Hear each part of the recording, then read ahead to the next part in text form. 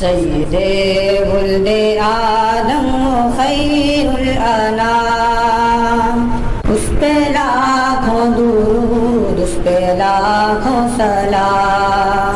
نحمده ونصلي على رسوله الكريم،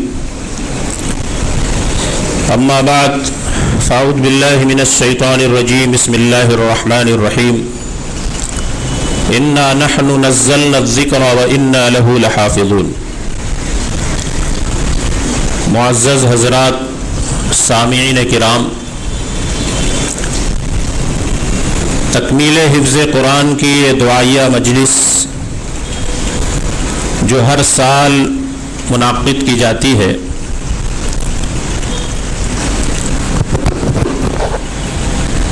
اور اسی طرح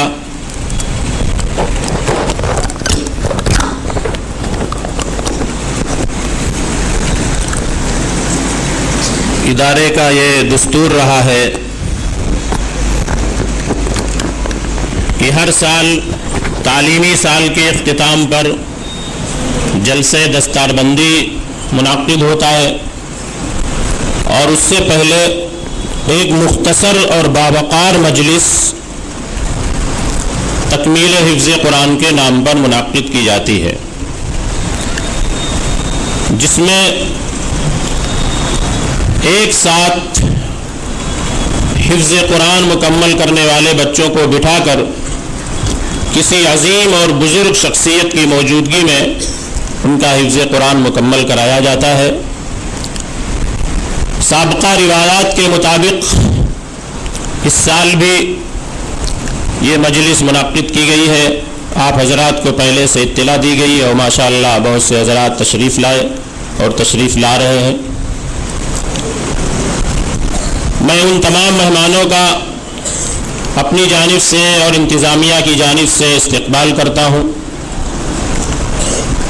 اور مبارکباد پیش کرتا ہوں ان طلباء کو جنہوں نے حفظ قرآن مکمل کیا ہے، ان کے اساتذہ کو جن کی محنتوں نے یہاں تک پہنچایا ہے، اور ان کے ماں باپ اور رشتہ داروں کو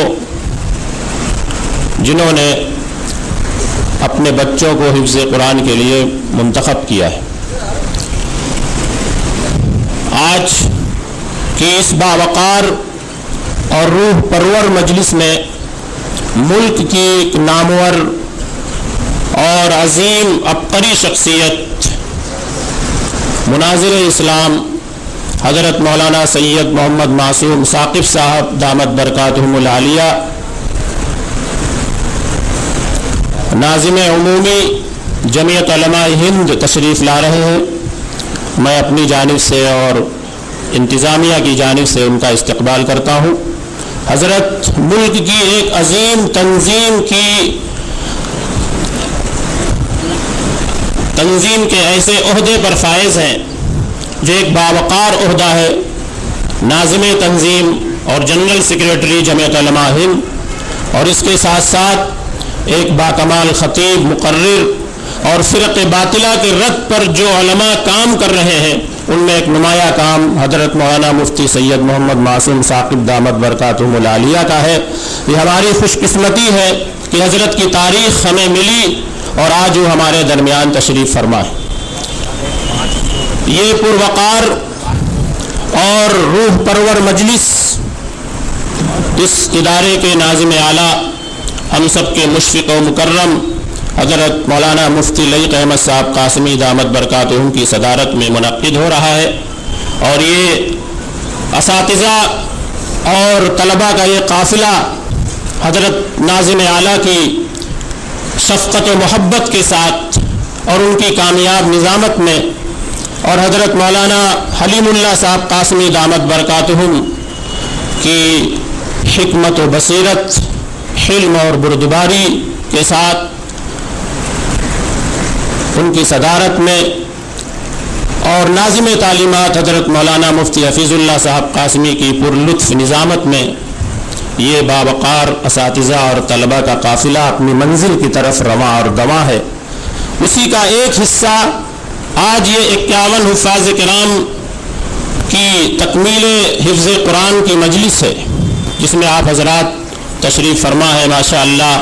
ہمارے بہت سے شہر کے معزز مہمانان کرام اور اراکین شورا، خاص طور سے حضرت مولانا مفتی محمد یاسین صاحب قاسمی رکن شورا ہے، حافظ جمیل احمد صاحب دامت برکاتہم جو تشریف فرما ہے، نائب صدر حضرت بلال سیٹھ صاحب جن کو حاجی مکرم الدین کے نام سے یاد کیا جاتا ہے، بلال سیٹھ ان کا لقب ہے، مولانا جمیل الرحمان صاحب قاسمی دامت برکاتہم، اور بہت سے حضرات باہر سے تشریف لائے ہوئے، حافظ اصغر مجیدی صاحب، مولانا ادریس احمد صاحب قاسمی، ہمارے دوست مولانا سرفراز احمد صاحب قاسمی، اور بہت سے مہمانان کرام شہر کے اور باہر کے یہاں تشریف فرما ہے. میں اب چاہتا ہوں کہ اس روح پرور مجلس کا آغاز تلاوت قرآن کریم سے کرنے کے لیے آواز دوں. قاری حفظ الرحمان صاحب دامت برکاتہم، استاد شعبہ حفظ جامعہ ہادہ کو وہ تشریف لائیں اور اپنی تلاوت سے اس بزم کا آغاز فرمائیں. اعوذ باللہ من الشیطان الرجیم، بسم اللہ الرحمن الرحیم.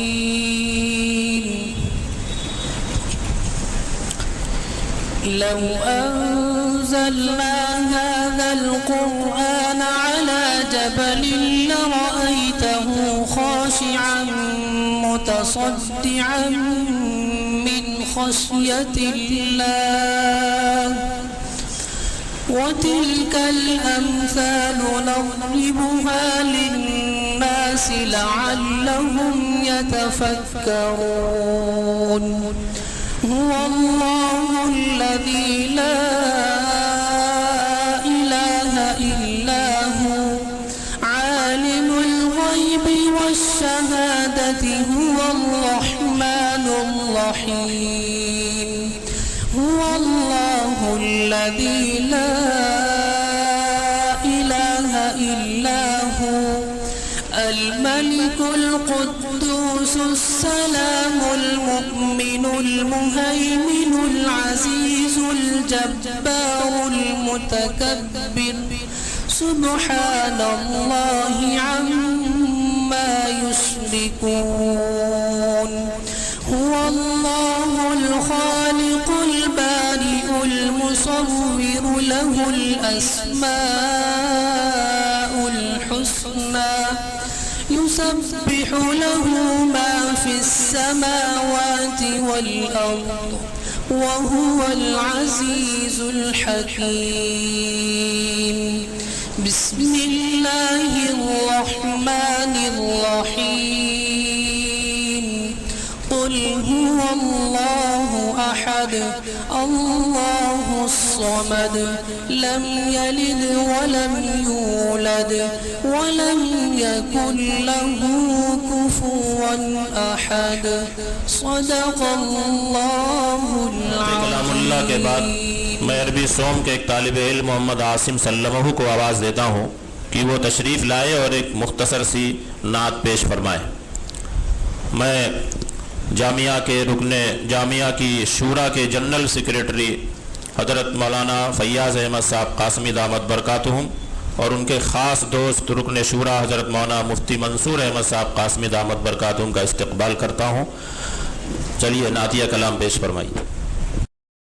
السلام علیکم ورحمۃ اللہ وبرکاتہ. گناہوں کے سمندر میں، گناہوں کے سمندر میں نہانا بھول جاتا ہے. گناہوں کے سمندر میں، گناہوں کے سمندر میں نہانا بھول جاتا ہے. جو نعت پاک سنتا ہے، جو نعت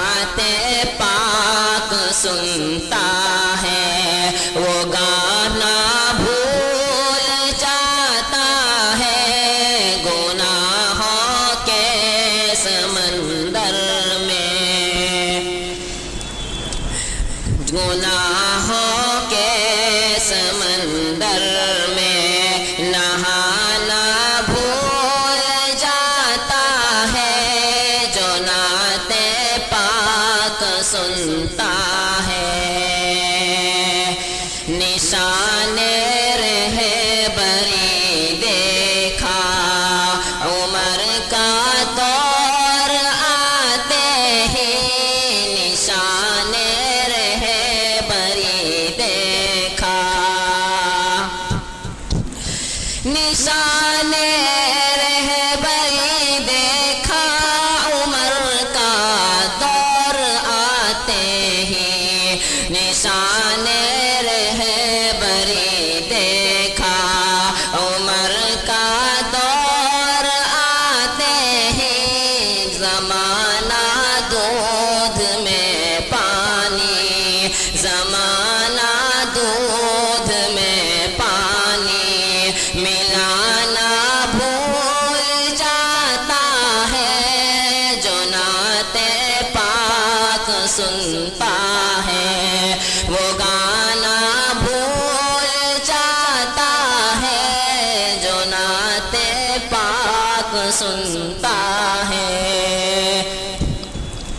جو اپنی ماں کے پیروں کو جو اپنی ماں کے پیروں کو دبانا بھول جاتا ہے جو اپنی ماں کے پیروں کو جو اپنی ماں کے پیروں کو دبانا بھول جاتا ہے وہی تو اپنی جنت کا وہی تو اپنی جنت کا ٹھکانہ بھول جاتا ہے جو نعت پاک سنتا ہے. السلام علیکم. ماشاءاللہ بہت ہی پروقار مجلس روح پرور مجلس جس کا لطف آپ محسوس کر رہے ہوں گے. قرآن کریم کی تلاوت ہو گئی اور کچھ اشعار بھی آپ کے سامنے پیش کیے گئے. ابھی ہمارے سامنے شہر کی ایک عظیم شخصیت جناب فاضل انصاری صاحب تشریف لائے جو پہلے ہی سے ہمارے اس ادارے کے خیر خواہ ہیں. ہم سب علماء کے محسن ہیں اور ہم نے انہیں بہت سے اجلاس میں دیکھا اور سنا ہے اور ہر موقع پر وہ ہمارے کام آتے ہیں. اور پرمسرت خبر آپ حضرات نے بھی سنی ہوگی اور واٹس ایپ پر بھی دیکھی ہوگی کہ حضرت کو مجلس شورا نے شورا کا رکن بھی منتخب کر لیا ہے. میں ان کو اپنی جانب سے دل کی گہرائیوں سے مبارکباد پیش کرتا ہوں. حاضرین گرامی، اکابر اور بزرگان دین کی دعاؤں سے اس ادارے کو اللہ نے ایسی خصوصیت عطا فرمائی ہے کہ باصلاحیت اور با کمال علماء اور مفتیان کو لا کر یہاں ایک ساتھ جمع کر دیا ہے. یہ اللہ کا فضل ہے، بزرگان دین کی دعائیں ہیں اور لوگوں کی توجہ ہے اور یہاں خدمت کرنے والوں کا خلوص ہے. جہاں آپ ایک طرف دیکھتے ہیں کہ اس ادارے کے شورا کے رکن رکین اور خازن صدر المدرسین حضرت مولانا حلیم اللہ صاحب قاسمی، جنہیں آج پورا ملک جن کا استقبال کر رہا ہے، جن کو سننے کے لیے کوشاں ہے، وہیں دوسری طرف اس ادارے کے روح رواں حضرت مولانا مفتی لعیق احمد صاحب قاسمی دامت برکاتہم ناظم اعلیٰ جامعہ ہادہ، جو اپنی صلاحیتوں کو ہر جگہ مخفی رکھنا چاہتے ہیں، لیکن ہم لوگ، میں ہوں مفتی حفیظ اللہ صاحب قاسمی ناظم تعلیمات جامعہ ہادہ، ان کی صلاحیتوں کو نکھارنے کی کوشش کرتے رہتے ہیں. اس میں کوئی مبالغہ آرائی نہیں ہے، کوئی ہنسنے کا موقع نہیں ہے. یقیناً کچھ افراد ایسے ہوتے ہیں جو خاموش مزاج رہتے ہیں، لیکن اللہ انہیں بلند کرنا چاہتے ہیں اور انہیں بلند کر دیتے ہیں۔ ایسے ہی ناظم اعلیٰ کی تلاوت سے میں چاہتا ہوں کہ ان 51 طلباء کا حفظ قرآن مکمل کیا جائے۔ تعداد بڑی ہے، ایک ایک فرد کو اگر پڑھایا جائے گا، ایک ایک بچے کو، تو کافی وقت درکار ہے۔ کئی سالوں سے یہ نظام بنایا گیا ہے کہ حضرت مفتی صاحب بیٹھتے ہیں اور قل اعوذ برب الناس، سورہ ناس اور اس کے ساتھ ساتھ سورہ فاتحہ اور مفلحون تک پڑھا کر، دعا پڑھا کر تکمیل ہو جایا کرتی ہے۔ اس لیے حضرت مفتی صاحب سورہ ناس سے آپ کو پڑھائیں گے۔ جس طرح سے وہ جتنی آیت پڑھائیں، آپ تمام طلباء کو جو 51 حفاظ کرام ہیں ان کو پڑھنا ہے، اور اس طرح سے یہ حفظ قرآن ان کا حضرت کی تلاوت سے مکمل کیا جائے گا۔ آج کی اس مجلس کے انتہائی اہم شخصیت حضرت مولانا مفتی معصوم ثاقب صاحب کے حکم سے آپ لوگوں کے سامنے بیٹھ گیا ہوں، اس لائق نہیں۔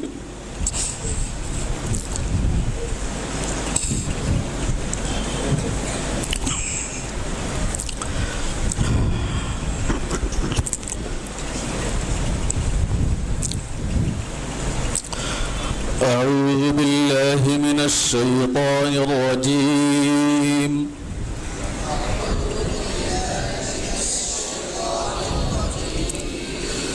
بسم الله الرحمن الرحيم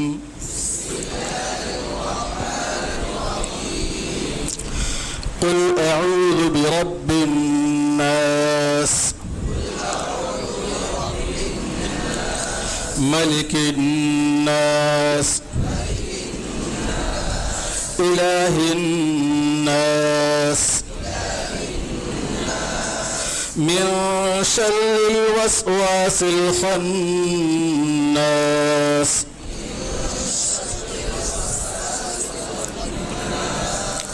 الذي يوسوس في صدور الناس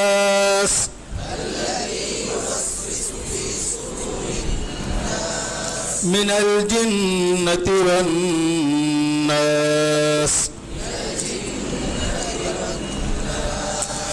بسم الله الرحمن الرحيم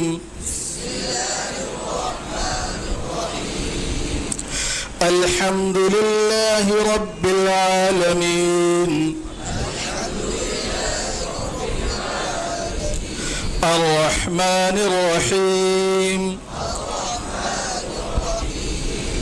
مالك يوم الدين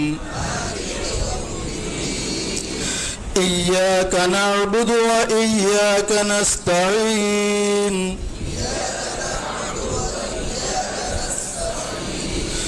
اهدنا الصراط المستقيم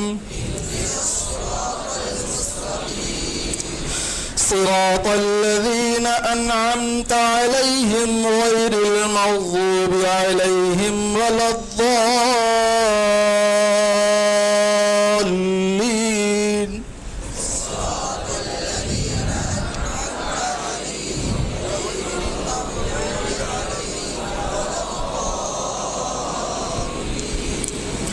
بسم الله الرحمن الرحيم ألف لام ميم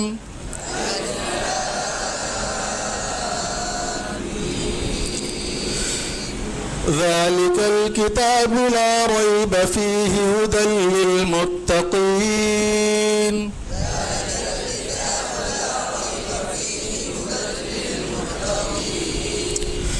الذين يؤمنون بالغيب ويقيمون الصلاة ومما رزقناهم ينفقون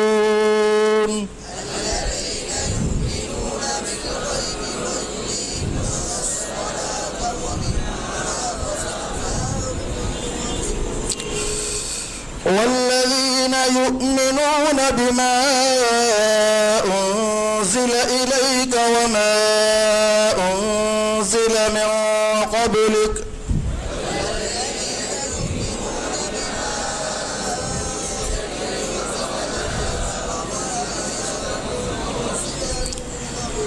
وبالآخرة هم يوقنون أولئك على هدى من ربهم وأولئك هم المفلحون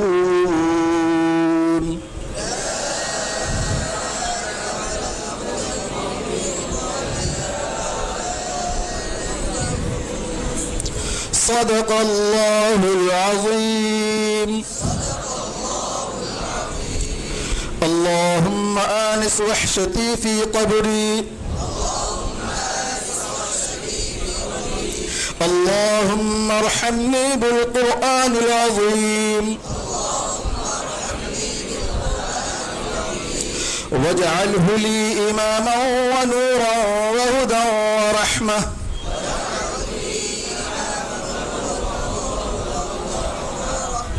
اللهم ذكرني منه ما نسيت وعلمني منه ما جهلت وارزقني تلاوته آناء الليل وآناء النهار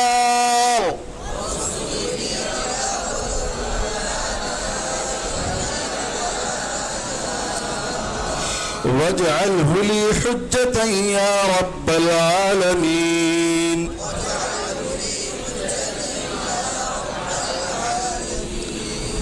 آمین برحمتک یا ارحم الراحمین. ماشاءاللہ بہت ہی مختصر وقت میں ناظم اعلیٰ حضرت مفتی لعیق احمد صاحب کی پر لطف تلاوت سے ان طلباء نے تکمیل حفظ قرآن کی سعادت حاصل کی. اللہ تعالیٰ ان کے حفظ قرآن کو قبول فرمائے اور شایان شان اجر عظیم عطا فرمائے. قابل مبارکباد ہیں یہ طلباء، ان کے اساتذہ، ان کے والدین اور مدرسے کے معاونین، ذمہ داران، اراکین شورا، یہ سب قابل مبارکباد ہیں. ان سب کی محنتوں سے یہ قافلہ تیار ہوا ہے اور یہ ادارہ ترقی کی منازل طے کر رہا ہے.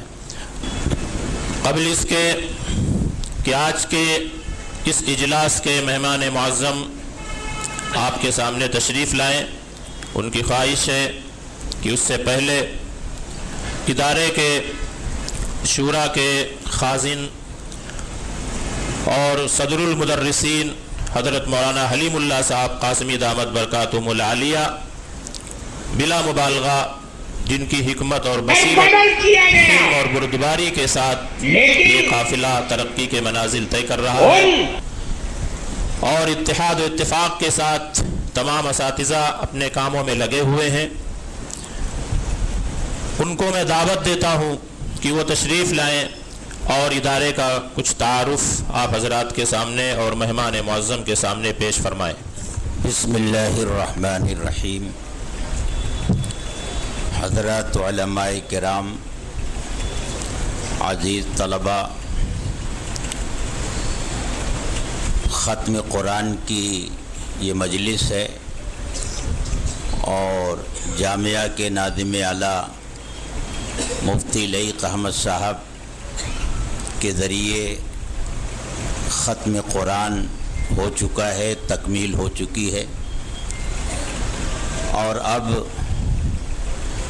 اصل گفتگو ہمارے آج کے مہمان جمعیت علماء ہند کے جنرل سیکریٹری، ملک کے مشہور عالم دین اور خاص طور سے قادیانیت، رد بدعت اور غیر مقلدیت کے موضوع پر اتھارٹی سمجھے جانے والی شخصیت حضرت مولانا سید معصوم ثاقب صاحب دامت برکاتہم العالیہ کا بیان ہونا ہے.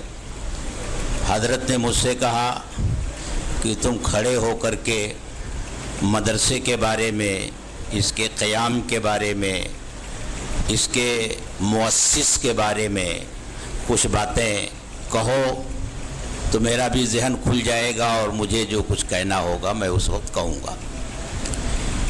آپ حضرات جانتے ہیں، آپ کے سامنے بار بار یہ بات آتی رہتی ہے، حضرت مفتی صاحب موجود ہیں، ان کے سامنے یہ بات پہلی مرتبہ آئے گی کہ 1984 میں بھیونڈی شہر میں ایک بڑا ہی بھیانک فساد ہوا تھا۔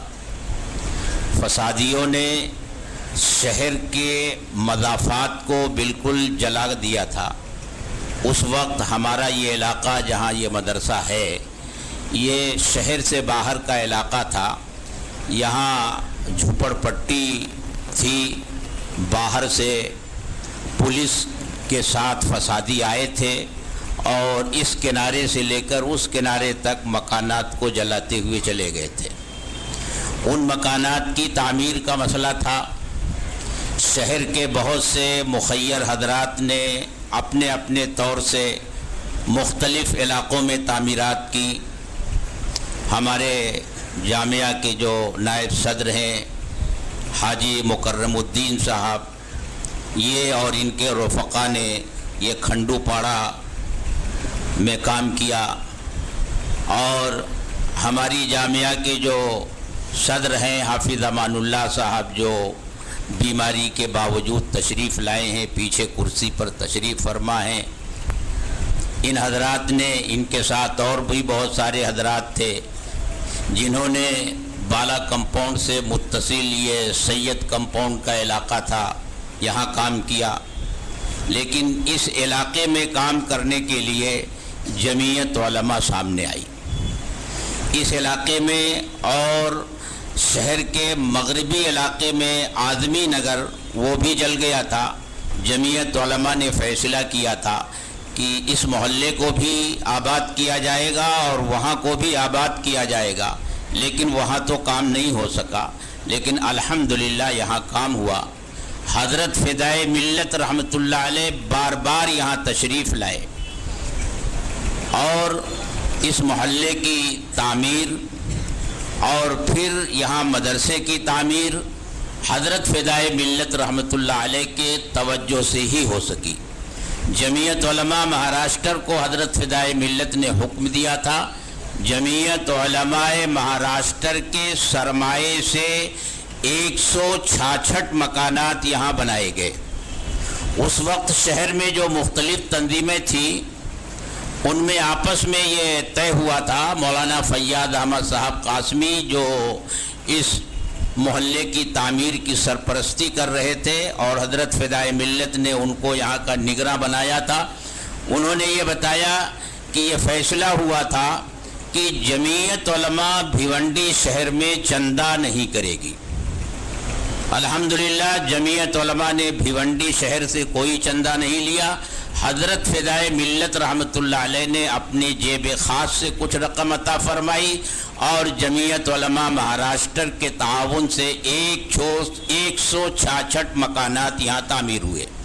پھر ایک چھوٹا سا مدرسہ، پتھرے کا ایک شیڈ جو 56 فٹ لمبا اور 32 فٹ چوڑا تھا، حضرت فدائے ملت رحمۃ اللہ علیہ کے حکم سے وہ بنایا گیا کہ یہاں جو خاندان آباد ہوں گے ان کے بچوں کی دینی تعلیم کا انتظام ہونا چاہیے، اس ارادے سے وہ بنایا گیا۔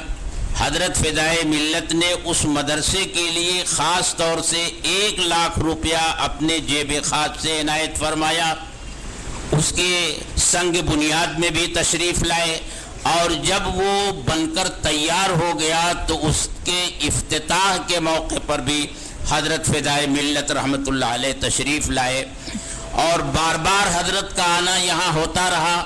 آخری سفر جب حضرت نے فرمایا ہے تو وہ مدرسہ جو 56 فٹ لمبا اور 32 فٹ چوڑائی میں قائم ہوا تھا، حضرت نے آ کر دیکھا کہ اس کا آفس بن چکا ہے اور جو 2 کمرے تھے وہ 3 منزل اس کی تعمیر ہو چکی ہے، اور یہ بڑا علاقہ خریدا جا چکا ہے، اور اس کے اس وسیع اور عریض گراؤنڈ میں جلسہ رکھا گیا تھا۔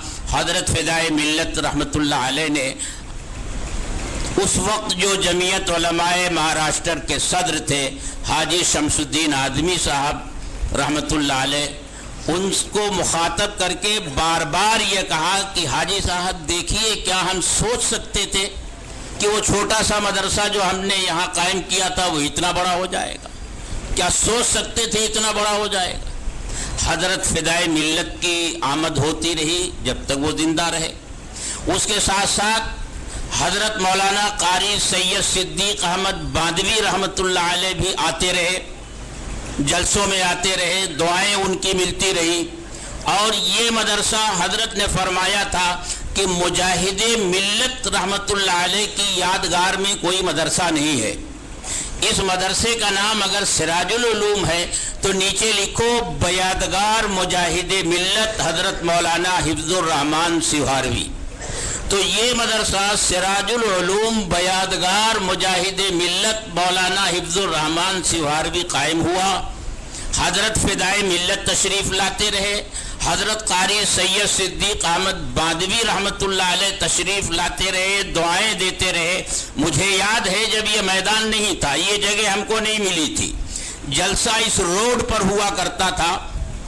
اور یہ اللہ کا میں انعام سمجھتا ہوں کہ بلا استحقاق اللہ نے یہ خدمت مجھے عطا فرمائی ہے کہ اس وقت سے لے کر اب تک سالانہ حساب جلسے میں پیش کرنے کی ذمہ داری میرے اوپر ڈالی گئی ہے. میں نے اس روڈ پر جو جلسہ تھا جب سالانہ حساب پیش کیا تو اس وقت کچھ قرض تھا مدرسے کے ذمے. حضرت قاری صاحب رحمۃ اللہ علیہ بہت توجہ سے سن رہے تھے. جب وہ بیٹھے تو انہوں نے سب سے پہلے یہ کہا، دیکھو میری یہ عادت نہیں ہے کہ میں جلسوں میں چندہ کرتا ہوں، لیکن اس وقت میں بہت متاثر ہوا ہوں. اس وقت اس مجمع میں جو بھی آیا ہے اور اس کے جیب میں جو کچھ بھی ہے وہ مدرسے کو چندے کے طور پر دے. ہم لوگوں نے بالکل تیاری نہیں کی تھی، ہمارے ہاں معمول ہی نہیں ہے جلسے کے موقع پر چندہ کرنے کا، لیکن جلدی جلدی لوگ کھڑے ہوئے اور ایک اچھی بڑی رقم آئی.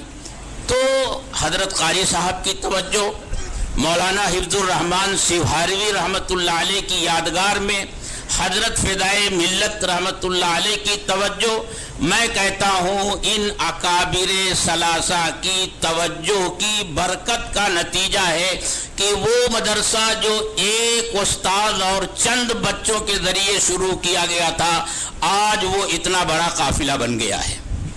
اس وقت جامعہ میں 555 بچے عربی حفظ اور اعدادیہ کے شعبے میں موجود ہیں. گنتی کر کے 555 بچے اس وقت موجود ہیں.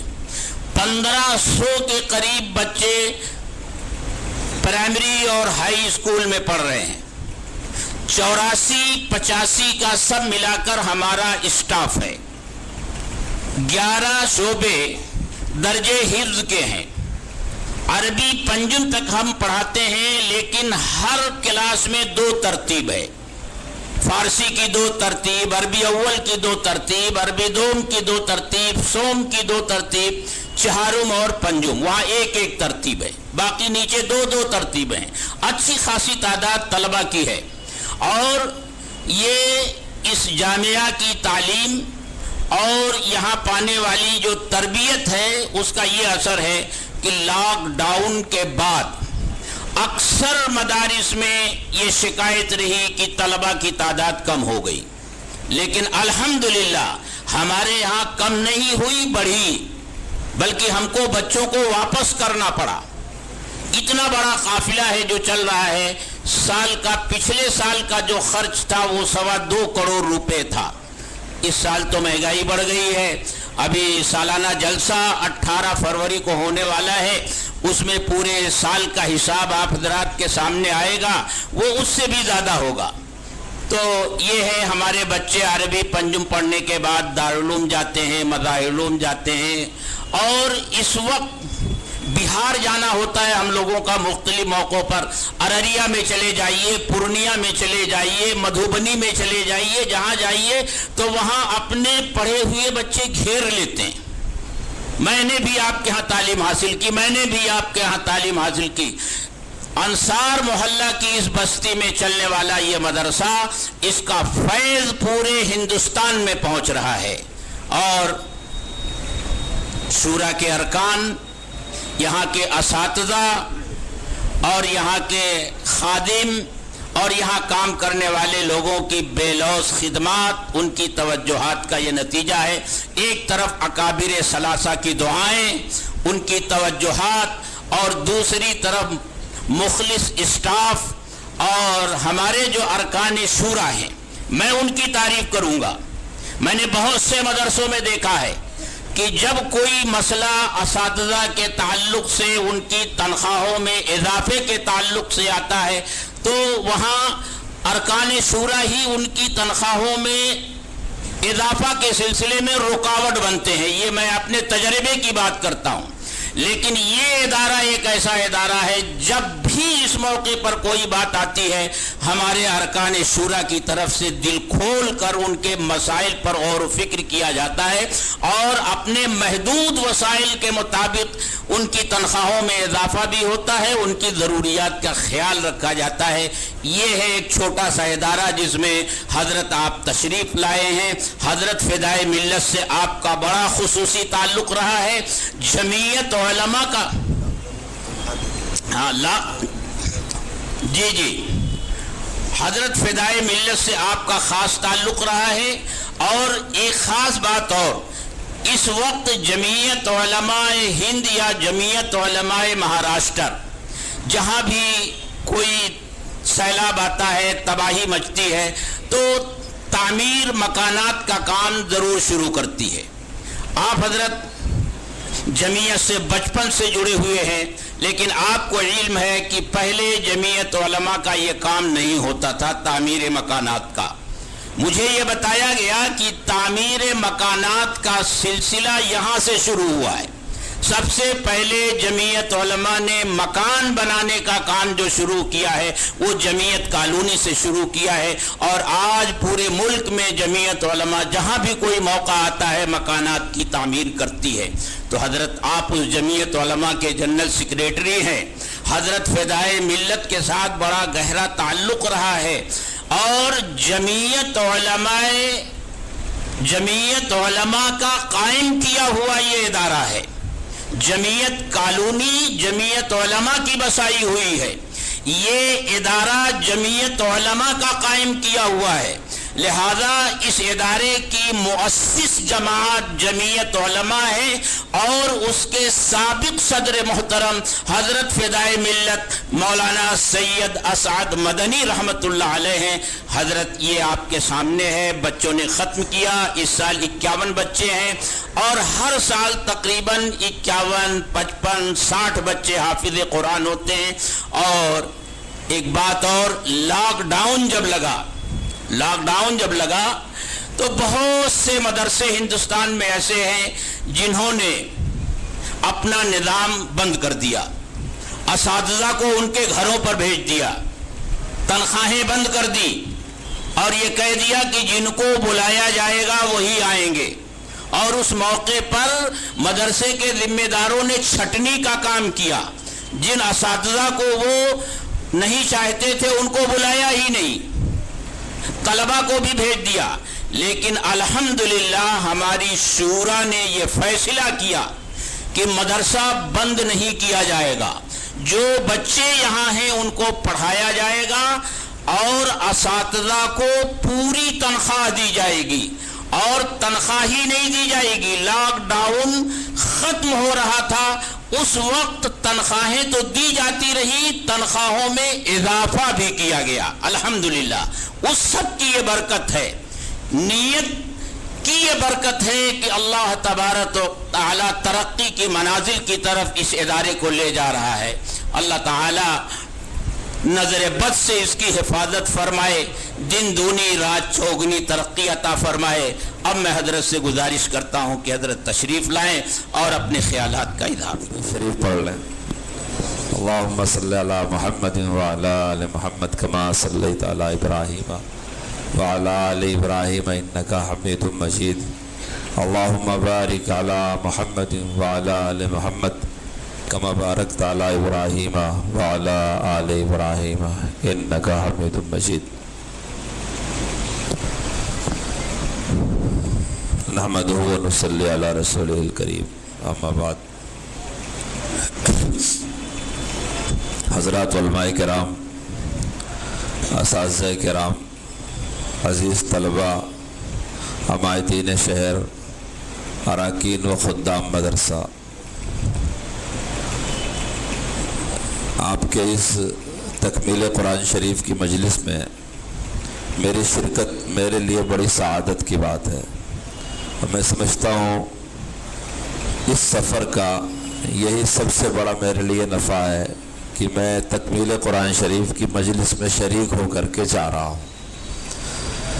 अल्लाह को पसंद था कि सफ़र हो, इसीलिए तरतीब बनती गई और अल्हम्दुलिल्लाह अच्छा खासा वक्त मिला इस मदरसे में ठहरने का, आप हज़रात से मिलने का और प्रोग्राम में शरीक होने का। जिस मौका पर दुआ कबूल होती है उसमें ख़त्म कुरान शरीफ का मौका भी है। अभी दुआ होगी, इस मौके पर दुआएं कबूल होती हैं। हम और आप और पूरी उम्मत इस वक्त दुआओं की बहुत मुस्तहिक़ है। आलम के हालात देख लें, अपने देख लें, अपने दाएं बाएं के देख लें। एक चीज़ जो सबसे आसानी से हम कर सकते हैं वो अल्लाह ताला से मांगने का काम है, दुआ करने का काम है, और उसकी कबूलियत का वक्त है तकमील कुरान शरीफ। यहाँ तो 51 बच्चों ने मुकम्मल किया है, तो ये तो नूर अला नूर है ही है। अल्लाह ताला तलबा के, आपके, हाज़रीन के तमाम जायज़ मकासद को पूरा फरमाए। जितने लोग इस मदरसे के मुआविन हैं, अल्लाह ताला तकमील कुरान की इस मकबूल दुआ में उनका भी हिस्सा लगा दे। जो मरहूम हो गए हैं, अल्लाह ताला कुरान करीम की बरकत से उनकी मग़फ़िरत फरमा दे, उनके दर्जात को बुलंद फरमा दे। जो बीमार हैं, अल्लाह ताला कुरान शरीफ की बरकत से उनको शिफा अता फरमा दे। और जो जिस तरह से भी ज़रूरतमंद है, अल्लाह ताला अपने किताब की बरकत से सबकी ज़रूरतों को गैब से पूरा फरमा दे। इज़्ज़त, आफ़ियत, राहत की ज़िंदगी अता फरमा दे अल्लाह ताला सबको। मेरे अज़ीज़ दोस्तों, मैंने ख्वाहिश करके मौलाना हलीमुल्लाह साहब से इसरार किया कि आप इदारे के बारे में मुझे कुछ बताएं। मौलाना ने मुख्तसर अंदाज में इस 40 साल की, 50 साल की कारकर्दगी पर मुख्तसर रोशनी डाली। अल्लाह ताला इदारे को कबूल फरमाए, दिन दूनी रात चौगुनी तरक्की अता फरमाए। नज़र बद से अल्लाह ताला इदारे की हिफाजत फरमाए। हम लोग दीनी खुद्दाम हैं, दीन से जुड़े हुए हैं। एक बात मौलाना की गुफ्तगू में मुकम्मल तरीके से ये महसूस होती रही शुरू से अब तक कि अपने बड़ों की मान कर चलने का मिजाज है। हज़रत फ़िदाए मिल्लत ने कहा मदरसा बना लो, यहाँ के लोगों ने बना लिया। हज़रत ने कहा ये कर लो, यहाँ के लोगों ने कर लिया। क़ारी सिद्दीक़ साहब तशरीफ़ लाते रहे, मशवरे देते रहे, कौम मानती रही। तो ये समो ताअत का जज्बा जो है, अपने बड़ों की इताअत का जो जज्बा है, इसी में सारी तरक्की का राज छुपा हुआ है। जब तक यहाँ के लोग, यहाँ के ज़िम्मेदारान अपने बड़ों की मान करके चलते रहेंगे, इंशाअल्लाह खैर के साथ तरक्की ही करते रहेंगे। और जब खुदराई शुरू कर देंगे, मनमानी शुरू कर देंगे, बड़ों की मंशा के ख़िलाफ़ अपनी बात चलाना शुरू कर देंगे, अल्लाह न करे, अल्लाह न करे, अल्लाह न करे, तो फिर इदारे की, कौम की, लोगों की खैर नहीं रहती। आज जो कुछ भी फितना हो रहा है उसमें एक बहुत बड़ा हिस्सा हमारी खुदराई और मनमानी को भी है। समोतात का जज्बा नहीं है, बड़ों की मानने का जज्बा नहीं है, खुदराई करते हैं, मनमानी करते हैं, अल्लाह ताला की नाफरमानी करते हैं, अल्लाह और अल्लाह के रसूल को नाराज़ करते हैं। इसीलिए उसकी नुसरत मौकूफ़ होती रहती है, इसीलिए काम होने के बजाय बिगड़ता रहता है, सारे असबाब उल्टे पड़ते रहते हैं, चूँकि नीयतें अच्छी नहीं हैं। अल्लाह ताला हमको, आपको, सारे लोगों को हुस्न नीयत अता फरमाए। जो ज़िंदगी गुजर गई उसमें जो कुछ भी कमी पेशी हुई अल्लाह माफ़ फरमाए, जो बाकी है अल्लाह ताला उसे एहसास और शऊर के साथ गुजारने की तौफीक अता फरमाए। میرے عزیز دوستو، یہ مدرسے حضرت رسول اللہ صلی اللہ علیہ وسلم کا مہمان خانہ ہوا کرتے ہیں۔ ہمارے بچوں کو مہمان بچے کہے جاتے ہیں۔ مہمان طلبہ کتنے ہیں، بیرونی طلبہ کتنے ہیں، یہ اصطلاحات ہمارے علاقے میں استعمال ہوتی ہے کہ باہر کے طلبہ کتنے ہیں، دارالاقامہ میں طلبہ کتنے ہیں، مہمان طلبہ کتنے ہیں۔ عام ہندوستانی مسلمان دینی مدرسوں کو رسول اللہ کا مہمان خانہ سمجھتا ہے۔ یہ ایک لفظ اپنے اندر ایک محاورہ اور لفظ نہیں ہے، بلکہ ہماری بہت ساری تاریخ اور حقیقت کو سمیٹے ہوئے ہے۔ اس لیے کہ اسلام ایک تعلیمی مذہب ہے، ایک دینی مذہب ہے، معاشرتی اور سماجی مذہب ہے۔ سماج سے الگ ہو کر کے مسلمان نہیں رہ سکتا، تو تعلیم ضروری ہے۔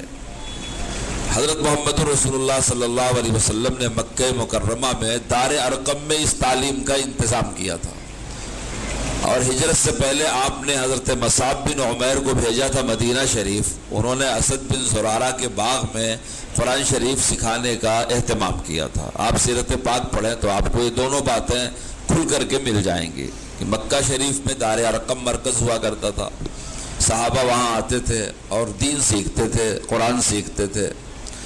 اور ہجرت سے پہلے مصعب بن عمیر تشریف لے گئے مدینہ منورہ، تو انہوں نے وہاں قرآن شریف سکھانا شروع کیا۔ جب ہجرت کرے کچھ مسلمان حبشہ گئے تو ان کے بھی سیکھنے سکھانے کا ماحول جاری رہا۔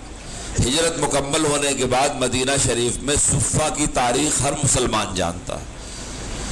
تو ہمارے مدرسے اس لیے بنائے گئے ہیں کہ قرآن شریف پڑھا جائے، پڑھایا جائے، سمجھا جائے، سمجھایا جائے، عمل کیا جائے، اس کی تبلیغ کی جائے۔ یعنی ہمارے اغراض و مقاصد بالکل واضح ہیں۔ جتنے علوم قرآن کی خدمت کے لیے استعمال کیے گئے ہیں ان کی ضرورت پڑتی ہے۔ جیسے لکھنے کا ایک علم ہے، کتابت ایک علم ہے، اسے اوراق میں محفوظ کرنا ایک علم ہے، پھر اس کے زبر زیر پیش حرکات نحو صرف اس کے گرامر کو سمجھنا ایک علم ہے۔ تو جتنے علوم قرآن شریف کی خدمت کے لیے استعمال کیے گئے یا جتنے علوم قرآن شریف سے نکلے، جیسے کہ مسئلے مسائل کا علم ہے، فقہ کا علم ہے، تو وہ علوم جو قرآن کی خدمت میں استعمال ہوئے اور وہ علوم جو قرآن شریف سے اخذ کیے گئے، اور اس کا تعلق بندوں کی زندگی سے تھا، عملی زندگی سے تھا، کیونکہ بندوں کے حق کے درمیان ہے اور اللہ کے حق کے درمیان ہے۔ چونکہ وہ بندہ ہے تو جس خاندان کا آدمی ہے، جس سماج کا آدمی ہے، جس سوسائٹی کا آدمی ہے، اسی کو ذمہ داری بھی ہوتی ہے۔ یہی علم نبوت سکھائے گا کہ آپ کی ذمہ داری لوگوں کے درمیان کیا ہے، اور یہ علم نبوت ہی سکھائے گا، قرآن شریف ہی یہ بات سکھائے گا کہ اللہ کا کیا فرض آپ کی ذمہ ہے۔ ہمارے مدرسوں کا یہ کھلا ہوا جغرافیہ ہے، اس کے علاوہ اور ہمارے پاس کوئی سرمایہ نہیں ہے۔ لیکن لوگوں کو ہمارے سلسلے میں بڑی غلط فہمیاں ہوتی ہیں۔ ہندوستانی مدرسے چونکہ 4 بڑی جنگوں کے بعد شروع کیے گئے، سراج الدولہ کی جنگ میں مسلمان شکست کھا گیا، سلطان ٹیپو شہید کی جنگ میں شکست کھا گیا، بالا کوٹ کی جنگ میں شکست کھا گیا، اور 1857 کی جنگ جس کو غدر کہتے ہیں شکست کھا گیا۔ تو 4 بڑی شکستوں کے بعد ہمارے علماء نے دین کی حفاظت کے لیے مدرسے شروع کیے، اور وہ مدرسے قوم کی ذمہ داری میں دے کر کے شروع کیا۔ مدرسے پہلے بھی تھے، فرق اتنا تھا پہلے مدرسہ سرکاریں چلایا کرتی تھی، وزیر امیر نوابین چلایا کرتے تھے۔ ہمارے بہت سے لوگ کہہ دیا کرتے ہیں کہ ہندوستان کا سب سے پہلا مدرسہ دارالعلوم دیوبند، ان کا مطالعہ ناقص ہے۔ مسلمان جب بھی گیا، جہاں بھی گیا، دنیا کے جس حصے میں گیا، وہ جہاں قرآن لے گیا وہاں مدرسہ بھی لے گیا۔ ہندوستان میں 1-2 نہیں، سینکڑوں مدرسوں کے نشانات ایسے ملتے ہیں جو 1857 سے برسوں پہلے کے ہیں۔ فرق یہ ہوا پہلے وہ مدرسے وزیر امیر بادشاہ لوگ چلایا کرتے تھے، اور اس سے اپنے لیے نوکر خادم ملازم ترجمان پیدا کیا کرتے تھے۔ اکابر دیوبند نے 4 شکستوں کے بعد ہندوستانی قوم کو خود کفیل کرنے کے لیے اس کے بھروسے پر مدرسہ بنایا، اس کا نام دارالعلوم دیوبند رکھا گیا۔ اس کی بنیادی اس پر رکھی گئی کہ کسی امیر محکم القول کے بھروسے پر مدرسہ نہیں چلایا جائے گا، سرکاری امداد نہیں لی جائے گی۔ تو ہمارا بجٹ بھی طے ہے، اپنی قوم سے لیں گے، ہمارا سلیبس بھی طے ہے کہ ہم قرآن کی خدمت میں استعمال ہونے والے علوم اور قرآن سے نکلنے والے علوم تعلیم تربیت کے ساتھ پڑھائیں گے۔ ہمارا میدان بھی طے ہے کہ ہم اپنی اسی قوم کو پڑھائیں گے، ہم مدرسے میں پڑھائیں گے، چھوٹے بچوں کو مکتب میں پڑھائیں گے، چھوٹے بچوں کو مدرسے نسوان میں پڑھائیں گے، خواتین کو، اور تعلیم بالغہ میں پڑھائیں گے جوانوں کو، اور جمعہ کے دن ہم اگر خطبے کا موقع ملا تو خطاب کریں گے اپنے عوام کو، بھی ایک طرح کا درس ہے۔ ہم قرآن شریف کی تفسیر کے حلقے لگائیں گے اپنی عوام کو۔ تو ایک عالم ربانی جو دنیا کی اس امت کی سب سے بڑی ضرورت ہے، بہت سے لوگ یہ چیز ضروری ہے، یہ چیز، جو کچھ بھی ضروری ہے، کسی کی ضرورت کا انکار نہیں ہے، لیکن امت محمدیہ کے لیے سب سے ضروری ہے عالم ربانی کا وجود۔ جس معاشرے میں، جس سماج میں، جس قوم میں کوئی عالم ربانی نہیں ہوگا وہ قوم تباہ ہوگی، اس کا رشتہ محمد الرسول اللہ صلی اللہ علیہ وسلم سے کٹ جائے گا۔ آپ آخری نبی ہیں، آپ دنیا سے پردہ فرما گئے، مگر یہ دین قیامت تک چلے گا، قرآن شریف قیامت تک چلے گا، تو آپ کا کام کون کرے گا؟ ہماری قوم قدر نہیں کرتی۔ اگر تھوڑی دیر کے لیے سوچیں، حضرت رسول اللہ صلی اللہ علیہ وسلم کے ممبر کا وارث کون ہے؟ عالم ہے۔ محراب کا وارث کون ہے؟ عالم ہے۔ آپ معلم تھے تو تعلیم کا وارث کون ہے؟ آپ مربی ہیں تو تربیت کون کر رہا ہے؟ آپ امت کے لیے فکر مند رہتے تھے تو امت کے لیے فکر کون کر رہا؟ دعائیں کون کر رہا؟ اپنا سب کچھ لٹا کر کے، لگا کر کے زندگی کو دین کے لیے وقف کون کیے ہوئے ہے؟ عالم ربانی۔ یہ سب عالم ربانی کے صفات ہیں۔ وہ عالم ربانی جب بھی پیدا ہوگا تو مدرسوں سے ہی پیدا ہوگا۔ آپ لوگ سمجھ سکتے ہیں اس بات کو، یونیورسٹی میں طرح طرح کے علوم پڑھائے جاتے ہیں۔ ہمارے ملک میں 2 یونیورسٹیاں مسلمانوں کے پیسوں سے بنی ہیں، جامعہ ملیہ اور مسلم یونیورسٹی علی گڑھ۔ علی گڑھ کی یونیورسٹی کا مسئلہ چل رہا ہے، جامعہ ملیہ جمعیت علماء کی وجہ سے اقلیتی کردار بحال ہوا اس کا۔ ان دونوں یونیورسٹیوں میں جیسے اور سبجیکٹ پر ایم اے ہوتا ہے ویسے اسلامیات پر بھی ایم اے موجود ہے، وہ خالی انہی دونوں میں نہیں ہے۔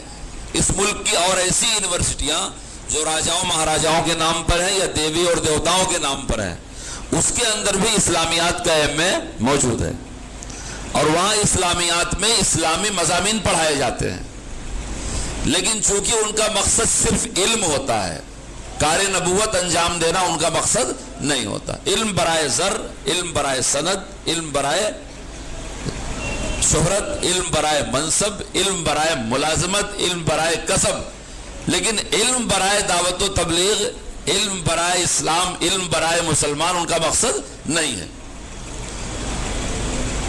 اس لیے آپ غور کر کے دیکھ لیں کہ ان کو عمل سے کوئی مطلب نہیں ہوتا۔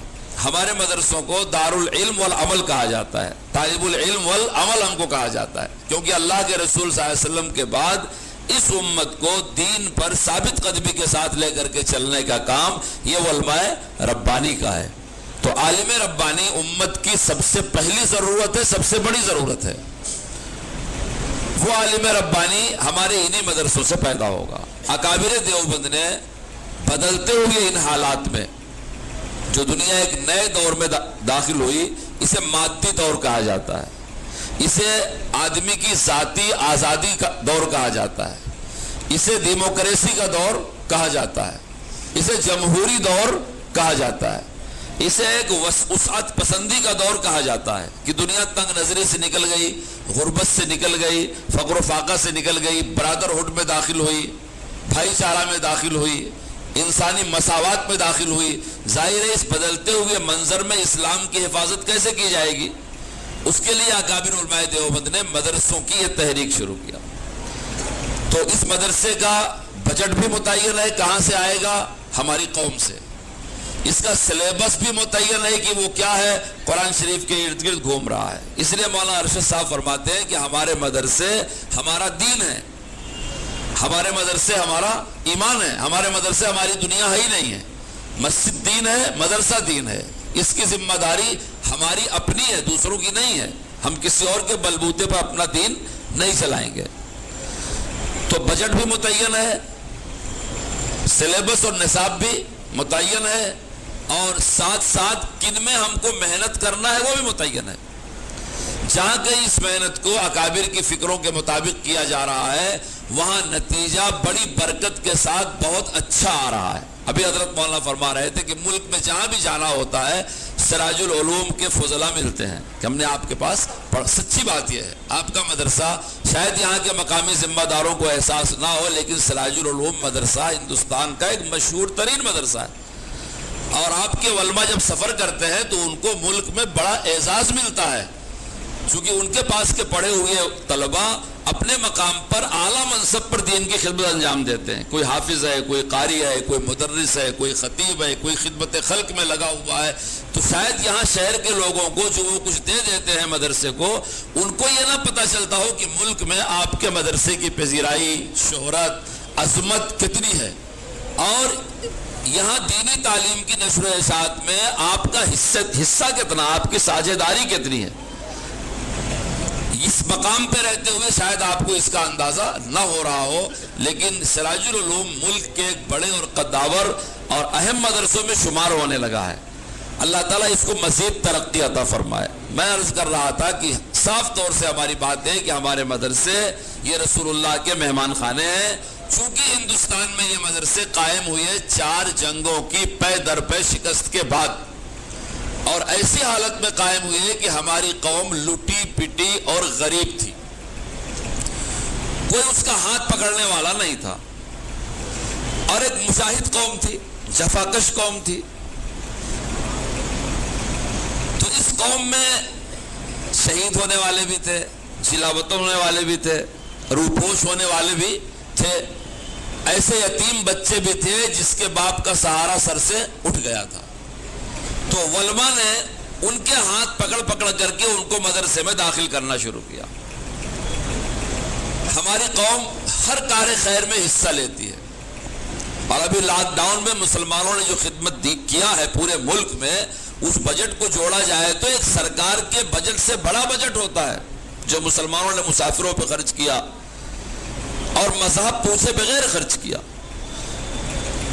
تمام مدات خیر کے ساتھ چونکہ مسلمان صاحب نصاب پر زکوٰۃ فرض ہے, تاجروں سے کہا گیا کہ اپنی زکوٰۃ دو, اور کسانوں سے ہمارے علماء نے کہا کہ تم 10واں 20واں 40واں دیا کرو. ہندوستان کا کوئی معتبر عالم دین یہ فتویٰ نہیں لکھتا کہ ہندوستان کی زمین عشری ہے یا خراجی ہے. جو زمینیں عالم اسلام میں شامل کی گئی اس کی پوزیشن کلیئر ہے فقہا کے نزدیک کہ فلاں فلاں زمین عشری ہے, فلاں فلاں خراجی ہے. ہندوستان میں جیسے تبلیغ اسلام کا ایک الگ ہی فلسفہ ہے, ایسے یہاں کی زمینوں کا بھی الگ ہی فلسفہ ہے, نہ اسے خراجی کہتے نہ اسے عشری کہتے. لیکن علماء کرام نے کسانوں کے دماغ میں یہ بات ڈالی کہ اگر مدرسہ ہے تو تم ہو, مدرسہ نہیں تو تم بھی نہیں. تو سارا کسان اپنی پیداوار کا 10واں 20واں جو سب سے کمزور ہے وہ 40واں تو مدرسے کو دیتا ہی ہے.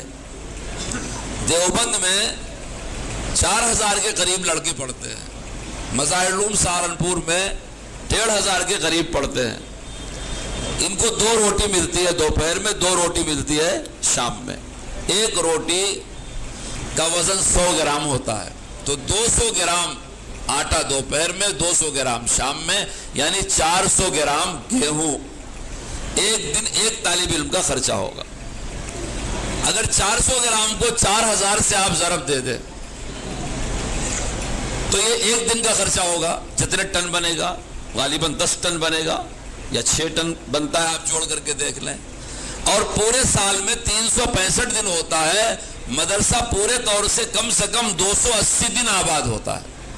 بقیہ دنوں میں طلبہ مکمل نہیں غیر حاضر ہوتے, کچھ کم بیش ہوتے رہتے ہیں. تو آپ جب اس طرح جوڑیں گے تو کئی 100 ٹن گیہوں چاہیے, صرف گیہوں مدرسے میں پڑھنے والے بچوں کی روٹی کے لیے. یہ صرف میں 2 مدرسے کا حساب بتا رہا ہوں, دارالعلوم دیوبند کا اور مظاہر العلوم سہارنپور کا. چونکہ بدلتی ہوئی دنیا میں اکابر نے پہلے دارالعلوم دیوبند کی بنیاد رکھا اور سرکار کی امداد نہ لے کے قوم کے جیب پر اس کا بجٹ رکھا, اور اسے ماڈرن نہ کرتے ہوئے قرآن کے ارد گرد سارے مضامین کو گھمایا. اور اپنے مسلمان بچوں کو جو یتیم تھے، غریب تھے، لاچار تھے، ان کو پڑھایا۔ اس کے 6 مہینے بعد مظاہر علوم شروع ہوا۔ تو ان 2 مدرسوں کے ایک دن کا خرچہ منوں ٹنوں کے حساب سے آتا ہے۔ ایسے ہی ہر ریاست میں بہت سارے مدرسے، اور یو پی اور بہار کے تو اکثر مدرسوں کو راشن نہیں خریدنا پڑتا، وہاں کا کسان دیتا ہے۔ مجھے آپ کے شہر کے بارے میں معلوم نہیں کہ آپ کا جو 2.25 کروڑ ہے وہ کہاں سے پورا ہوتا ہے، لیکن میں جس مدرسے کا خادم ہوں، رائے چوٹی آندھرا پردیش میں، اس کے بھی سرپرست فدائے ملت رحمۃ اللہ علیہ تھے، اور حضرت مدنی رحمۃ اللہ علیہ کے ساتھ مولانا اسد صاحب کا سفر وہاں 1946-47 سے ہوتا رہا۔ حضرت مدنی کے خاص متعلقین وہاں تھے، ایک مجاہد آزادی بھی وہاں ہوا کرتے تھے، حضرت مدنی کے تحریک میں شامل تھے۔ ہمارے محتمم صاحب بھی حضرت مدنی کے شاگرد تھے اور تحریکی آدمی تھے۔ وہ جنوب کا بہت ہی تاریخی مدرسہ ہے، تقریباً 100 سال اس کی عمر ہونے جا رہی ہے۔ وہاں مطبخ پہ جتنا خرچ ہوتا ہے شہر کے لوگ دیتے ہیں، لگ بھگ مدرسے کا 70، 75، 80% خرچ شہر کے لوگ دیتے ہیں، اور کوئی سفیر نہیں ہے۔ شہر والے چونکہ اکابر کو دیکھے ہوئے ہیں، حضرت مدنی رحمۃ اللہ علیہ 3-4 بار آئے، ان کو دیکھے ہوئے ہیں۔ دارالعلوم کے اساتذہ آئے، قاری طیب صاحب رحمۃ اللہ علیہ آئے، مولانا ارشاد صاحب، اور ہر دور کے اکابر علماء دیوبند کی آمد شہر میں ہوتی ہی رہتی ہے۔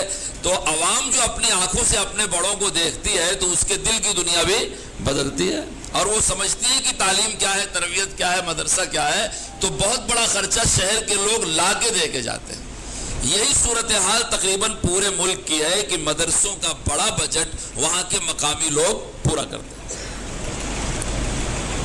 چونکہ اس وقت جب شروع ہوا تھا تو غربت تھی، اور لوگ صدقات زکوٰۃ کے علاوہ عشر اور خراج کے نام پر 10واں 20واں 40واں بھی دیا کرتے تھے۔ تو بہت سے لوگوں نے کہنا شروع کر دیا، بھائی یہ مدرسہ بچوں کی پرورش کی جگہ ہے، مدرسے میں غریب بچے اتنے ہیں، یتیم بچے اتنے ہیں، لاچار بچے اتنے ہیں۔ ہماری بنیاد لاچار بچوں کی پرورش نہیں ہے، ہماری بنیاد یتیم بچوں کی پرورش نہیں ہے۔ ہمارے مدرسے نہ بیکار خانے ہیں، نہ یتیم خانے ہیں، نہ خیرات خانے ہیں، نہ زکوٰۃ خانے ہیں۔ یہ رسول پاک صلی اللہ علیہ وسلم کے مہمان خانے ہیں۔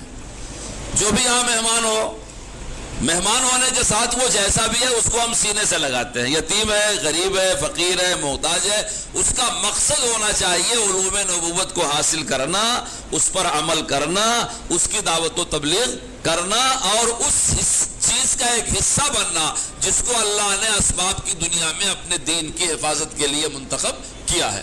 اللہ کا دین اور قرآن شریف قیامت تک رہے گا، بدلے گا نہیں، لیکن اسباب، دنیا دارالاسباب ہے، اس کے لیے کس کا سینہ استعمال ہوگا، کس کا ہاتھ استعمال ہوگا، کون لکھے گا، کس کی زبان استعمال ہوگی، کون پڑھے گا، کس کی آنکھیں استعمال ہوگی، کون دیکھے گا، کس کا دماغ استعمال ہوگا، کون یاد کرے گا، کس کی جد و جہد اور قوت استعمال ہوگی، کس کے لیے کون محنت کرے گا۔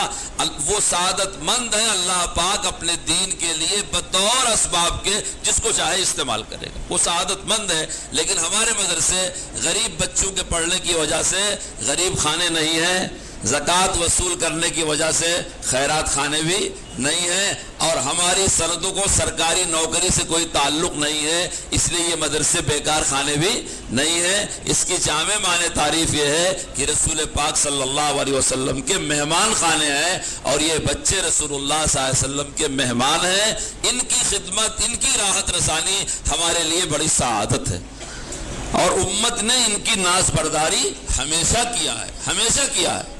صفہ کی تاریخ میں لکھا ہوا ہے کہ اگر اونٹنی بچہ دیتی تھی تو دودھ سب سے پہلے صفہ کے طلبہ کے لیے آتا تھا، اور انصار کے باغات میں جب کھجور پکتی تھی تو ایک خوشہ کاٹ کر کے لا کے صفہ پہ لٹکا دیا جاتا تھا اور بچے کھاتے تھے۔ اللہ ہمارے اکابر کو جزائے خیر دے۔ پوری دنیا میں ایک ہندوستانی قوم ایسی ہے کہ وہ مدرسے پر خرچ کرنا جانتی ہے۔ دوسرے ملکوں کے مسلمانوں کو یہ شعور ہی نہیں ہے کہ مدرسہ ہوتا کیا ہے، وہ مدرسے کو سرکاری کالج اور یونیورسٹی سمجھتے ہیں۔ میں نے جیسا کہ بتایا جہاں لوگ اسلامیات میں ایم اے کرتے ہیں، چنانچہ پورے عرب ملک میں اس جیسا رسمی ایک مدرسہ بھی آپ کو نہیں ملے گا، بلکہ ان کے اسکول اور کالج میں تفسیر کی، حدیث کی، فقہ کے کچھ چاپٹر پڑھائے جاتے ہیں، مکمل کتاب پڑھائی نہیں جاتی۔ آپ کا جہاں جی چاہے آپ مصر میں دیکھ لیں، سعودی میں دیکھ لیں، ابو ظبی میں دیکھ لیں، دبئی میں دیکھ لیں، کویت میں دیکھ لیں، ایسے رسمی مدرسے جو ان سارے علوم کو پڑھاتے ہو بے غرض ہو کر کے کہ ان کا منشا نہ سرکار کا تقرب ہو، نہ مال وصول کرنا ہو، نہ دنیا کمانا ہو، دین کو خالص دین کے لیے پڑھاتے ہو، پورے عالم اسلام میں آپ کو ایک مدرسہ بھی ایسا نہیں ملے گا۔ اسکول کالج ملیں گے کہ لوگ پڑھتے ہیں، پڑھنے کے بعد پڑھانا شروع کرتے ہیں، سرکار کے ملازم ہو جاتے ہیں۔ اس لیے میں کہتا ہوں آپ لوگ چونکہ مدرسے کے اراکین ہیں، اپنا ذہن ایک دم صاف رکھیے۔ ہمارے مدرسے اس لیے نہیں بنائے جاتے کہ ہم اتنی اچھی ان کو عربی سکھائیں گے کہ یہ عالم عرب میں جا کے کسی کمپنی کے سیلس مین بنیں گے، ہمارا یہ مقصد ہی نہیں ہے۔ بہت سے لوگ میں کہتا ہوں کچے ذہن والے کبھی کبھی ہماری مجلسوں میں تنقید کرتے ہیں کہ آپ کا عالم ہے، ہدایہ پڑھتا ہے، ایک صفحہ عربی میں لکھ نہیں پاتا۔ جی صاحب، ہمارا مقصد ہی نہیں ہے وہ۔ ہم وہ عربی نہیں پڑھا رہے ہیں جو عربی ابو جہل کی زبان ہونے کے باوجود اسے ابو جہل کہا گیا تھا، وہ عربی ہم نہیں پڑھا رہے ہیں۔ اگر مقابلہ عربیت کا ہوتا تو بہت بڑا عربی ادیب ابو جہل سے بڑا ادیب ہو سکتا ہے، لیکن اس کو جاہل نہیں رسول پاک نے ابو جہل کہا۔ کیوں ابو جہل کہا؟ وہ دینیات سے جاہل تھا، وہ سنت سے جاہل تھا، وہ قرآن کے اسرار و رموز سے جاہل تھا۔ ہمارے مدرسے اس لیے نہیں بنائے گئے ہیں کہ ہم کمپنیوں کا مندوب اور سیلس مین پیدا کریں۔ ہمارے مدرسے کے فضلہ ممکن ہے اتنی اچھی عربی نہ بولیں کہ وہ اسپتال میں کسی مریض کے علاج کا ترجمہ کر سکیں پیسہ، لیکن ہم کو یقین ہے اور یہ ہو رہا ہے۔ ہمارے مدرسے کے فارغ کے سامنے بڑے سے بڑے فرعون وقت کی ہمت نہیں ہے کہ وہ قرآن کی ایک ضمیر کے مرجع میں غلطی کر دے، سوال نہیں پیدا ہوتا۔ ایک لفظ میں غلطی کر دے نہیں۔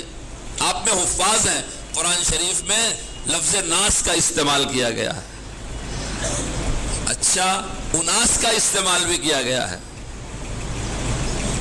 لفظ کافر کا استعمال بھی کیا گیا ہے اور کوافر کا استعمال بھی کیا گیا ہے، لفظ دابہ کا استعمال ہے اور 4-5 مقام میں ایک ہی لفظ ہے، لفظ دابہ قرآن نے 4 جگہ استعمال کیا ہے، چاروں جگہ 4 معنی میں استعمال کیا۔ ہم جو مدرسے میں پڑھاتے ہیں ہم ایک ایسی فوج تیار کر رہے ہیں جس کا مقصد زندگی ہے اللہ کے کتاب رسول اللہ کی سنت کی حفاظت کرنا، اور اس کے علاوہ کوئی ہمارا مقصد نہیں۔ ہم مندوب اور ترجمان بننے کے لیے نہیں اپنے عربی ادب پڑھاتے ہیں کہ آپ بہترین مندوب بنے، بہترین، اس کے لیے یونیورسٹیاں ہیں، پیسے دیں، پڑھیں، جائیں، پیسے کمائیں، لیکن قوم جو اپنے خون پسینے کی حلال کمائی ہم کو دیتی ہے اور اپنے لخت جگر کو ہمارے حوالے کرتی ہے، وہ اس لیے کہ یہ محمد رسول اللہ کا جانشین بنے گا، وارث بنے گا، عالم ربانی بنے گا۔ یہ تو بڑی گھٹیا سوچ ہوگی کہ جس بچے کو عالم ربانی اور ماہر قرآنی بنانے کے لیے ہم کو دیا گیا ہم اسے کسی کمپنی کا مندوب، ترجمان اور سیلس مین بنا کر کے بھیج دیں۔ ہمارے مدرسوں کا بالکل یہ مقصد نہیں۔ اس لیے کتاب و سنت کے ایک ایک رموز، ابھی آپ کیا قرآن شریف ختم ہوا، وقت ختم ہو رہا ہے، میں بہت مختصر انداز میں عرض کرتا ہوں۔ جن اکابر نے بڑے بڑے مدرسے بنائے ان کے سامنے ایک بہت بڑا چیلنج تھا ہندوستان میں۔ چیلنج یہ تھا یہاں اسلام ڈائریکٹ عرب سے نہیں آیا، تاریخ پڑھنے والے جانتے ہیں یہاں اسلام ایران کے راستے سے آیا ہے، عجم اور افغانستان کے راستے سے آیا ہے۔ آپ پڑھے لکھے لوگ میری بات پر غور کریں، عربی زبان میں 29 حروف ہیں، انہی حروف میں قرآن کے الفاظ لکھے گئے ہیں۔ اللہ کے رسول صلی اللہ علیہ وسلم لکھنا جانتے نہیں تھے اور لکھا ہوا پڑھ نہیں سکتے تھے، آپ امی تھے۔ صحابہ کو آپ نے قرآن شریف لکھوایا۔ قرآن کا ایک طریقہ کتابت بھی ہے، آپ اٹھا کر کے دیکھ لیں کئی جگہ۔ ایک جگہ یا عبادی فتقون میں کھڑا الف عین کے اوپر لگا ہوا ہے۔ 50 جگہ قرآن میں ایسا ہے کہ عام چلتی ہوئی عربی سے قرآن کریم کے لکھنے کا قاعدہ الگ ہے۔ آپ کسی عرب کاتب سے پوچھ لیں بسم اللہ کیسے لکھا جاتا ہے، پوری دنیا کے خطاط یہ کہتے ہیں کہ با کو ایسے لمبا کر کے لکھیں گے۔ 5 حروف ایسے ہیں جو دونوں طرف سے اشتراک قبول کرتے ہیں، با اسی میں سے ہے۔ لام کے ساتھ با لکھیں گے لب ہو جائے گا، اور با کے ساتھ لام لکھیں گے بل ہو جائے گا، تو دونوں طرف سے قبول کرتے ہیں۔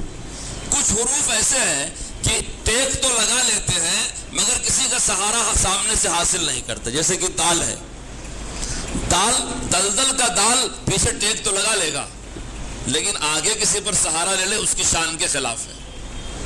اور بعض حروف ایسے ہیں کہ بالکل منفرد رہتے ہیں. یہ حروفوں کی کہانی ہے. عربی زبان کے حروف تہجی، حروف ہجا، مفردات جسے کہتے ہیں، وہ 29 ہیں. قرآن اسی میں لکھا گیا تھا لیکن ہندوستان میں اسلام آیا ایران کے راستے سے اور فارسی زبان کے حروف تہجی عربی سے زیادہ ہے. اب ہندوستان پہنچنے کے بعد یہاں کی چلتی ہوئی زبانوں میں جب اور حروف تہجی جوڑ دیے گئے تو ان کی تعداد 75 تک ہو گئی.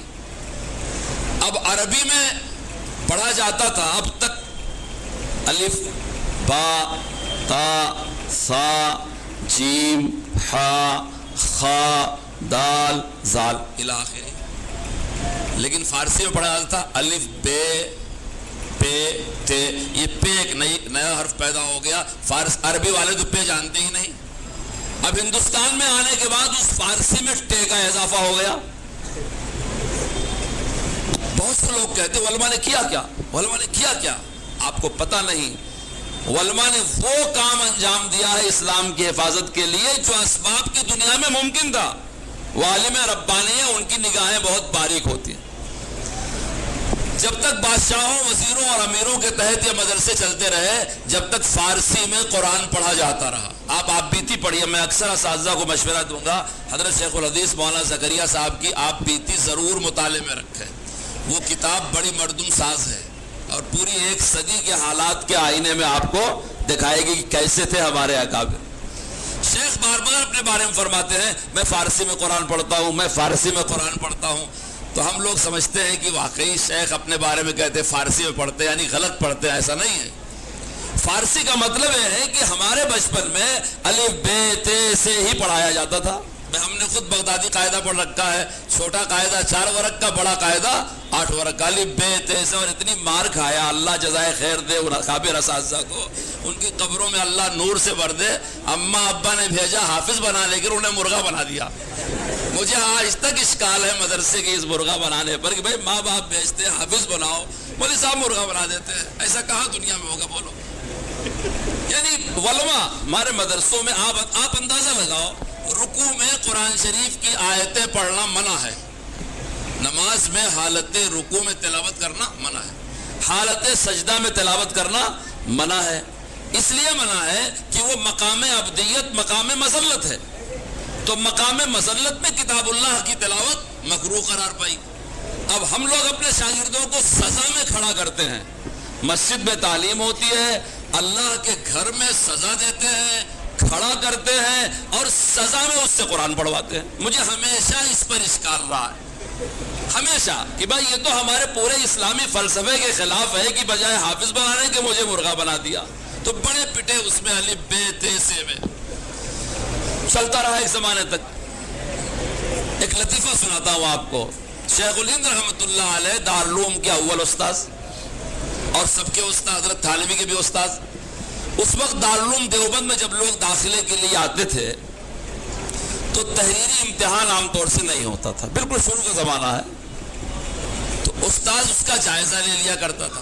تب جماعتوں کے اعتبار سے تعلیم بھی نہیں ہوتی تھی، کتابوں کے اعتبار سے تعلیم ہوتی تھی.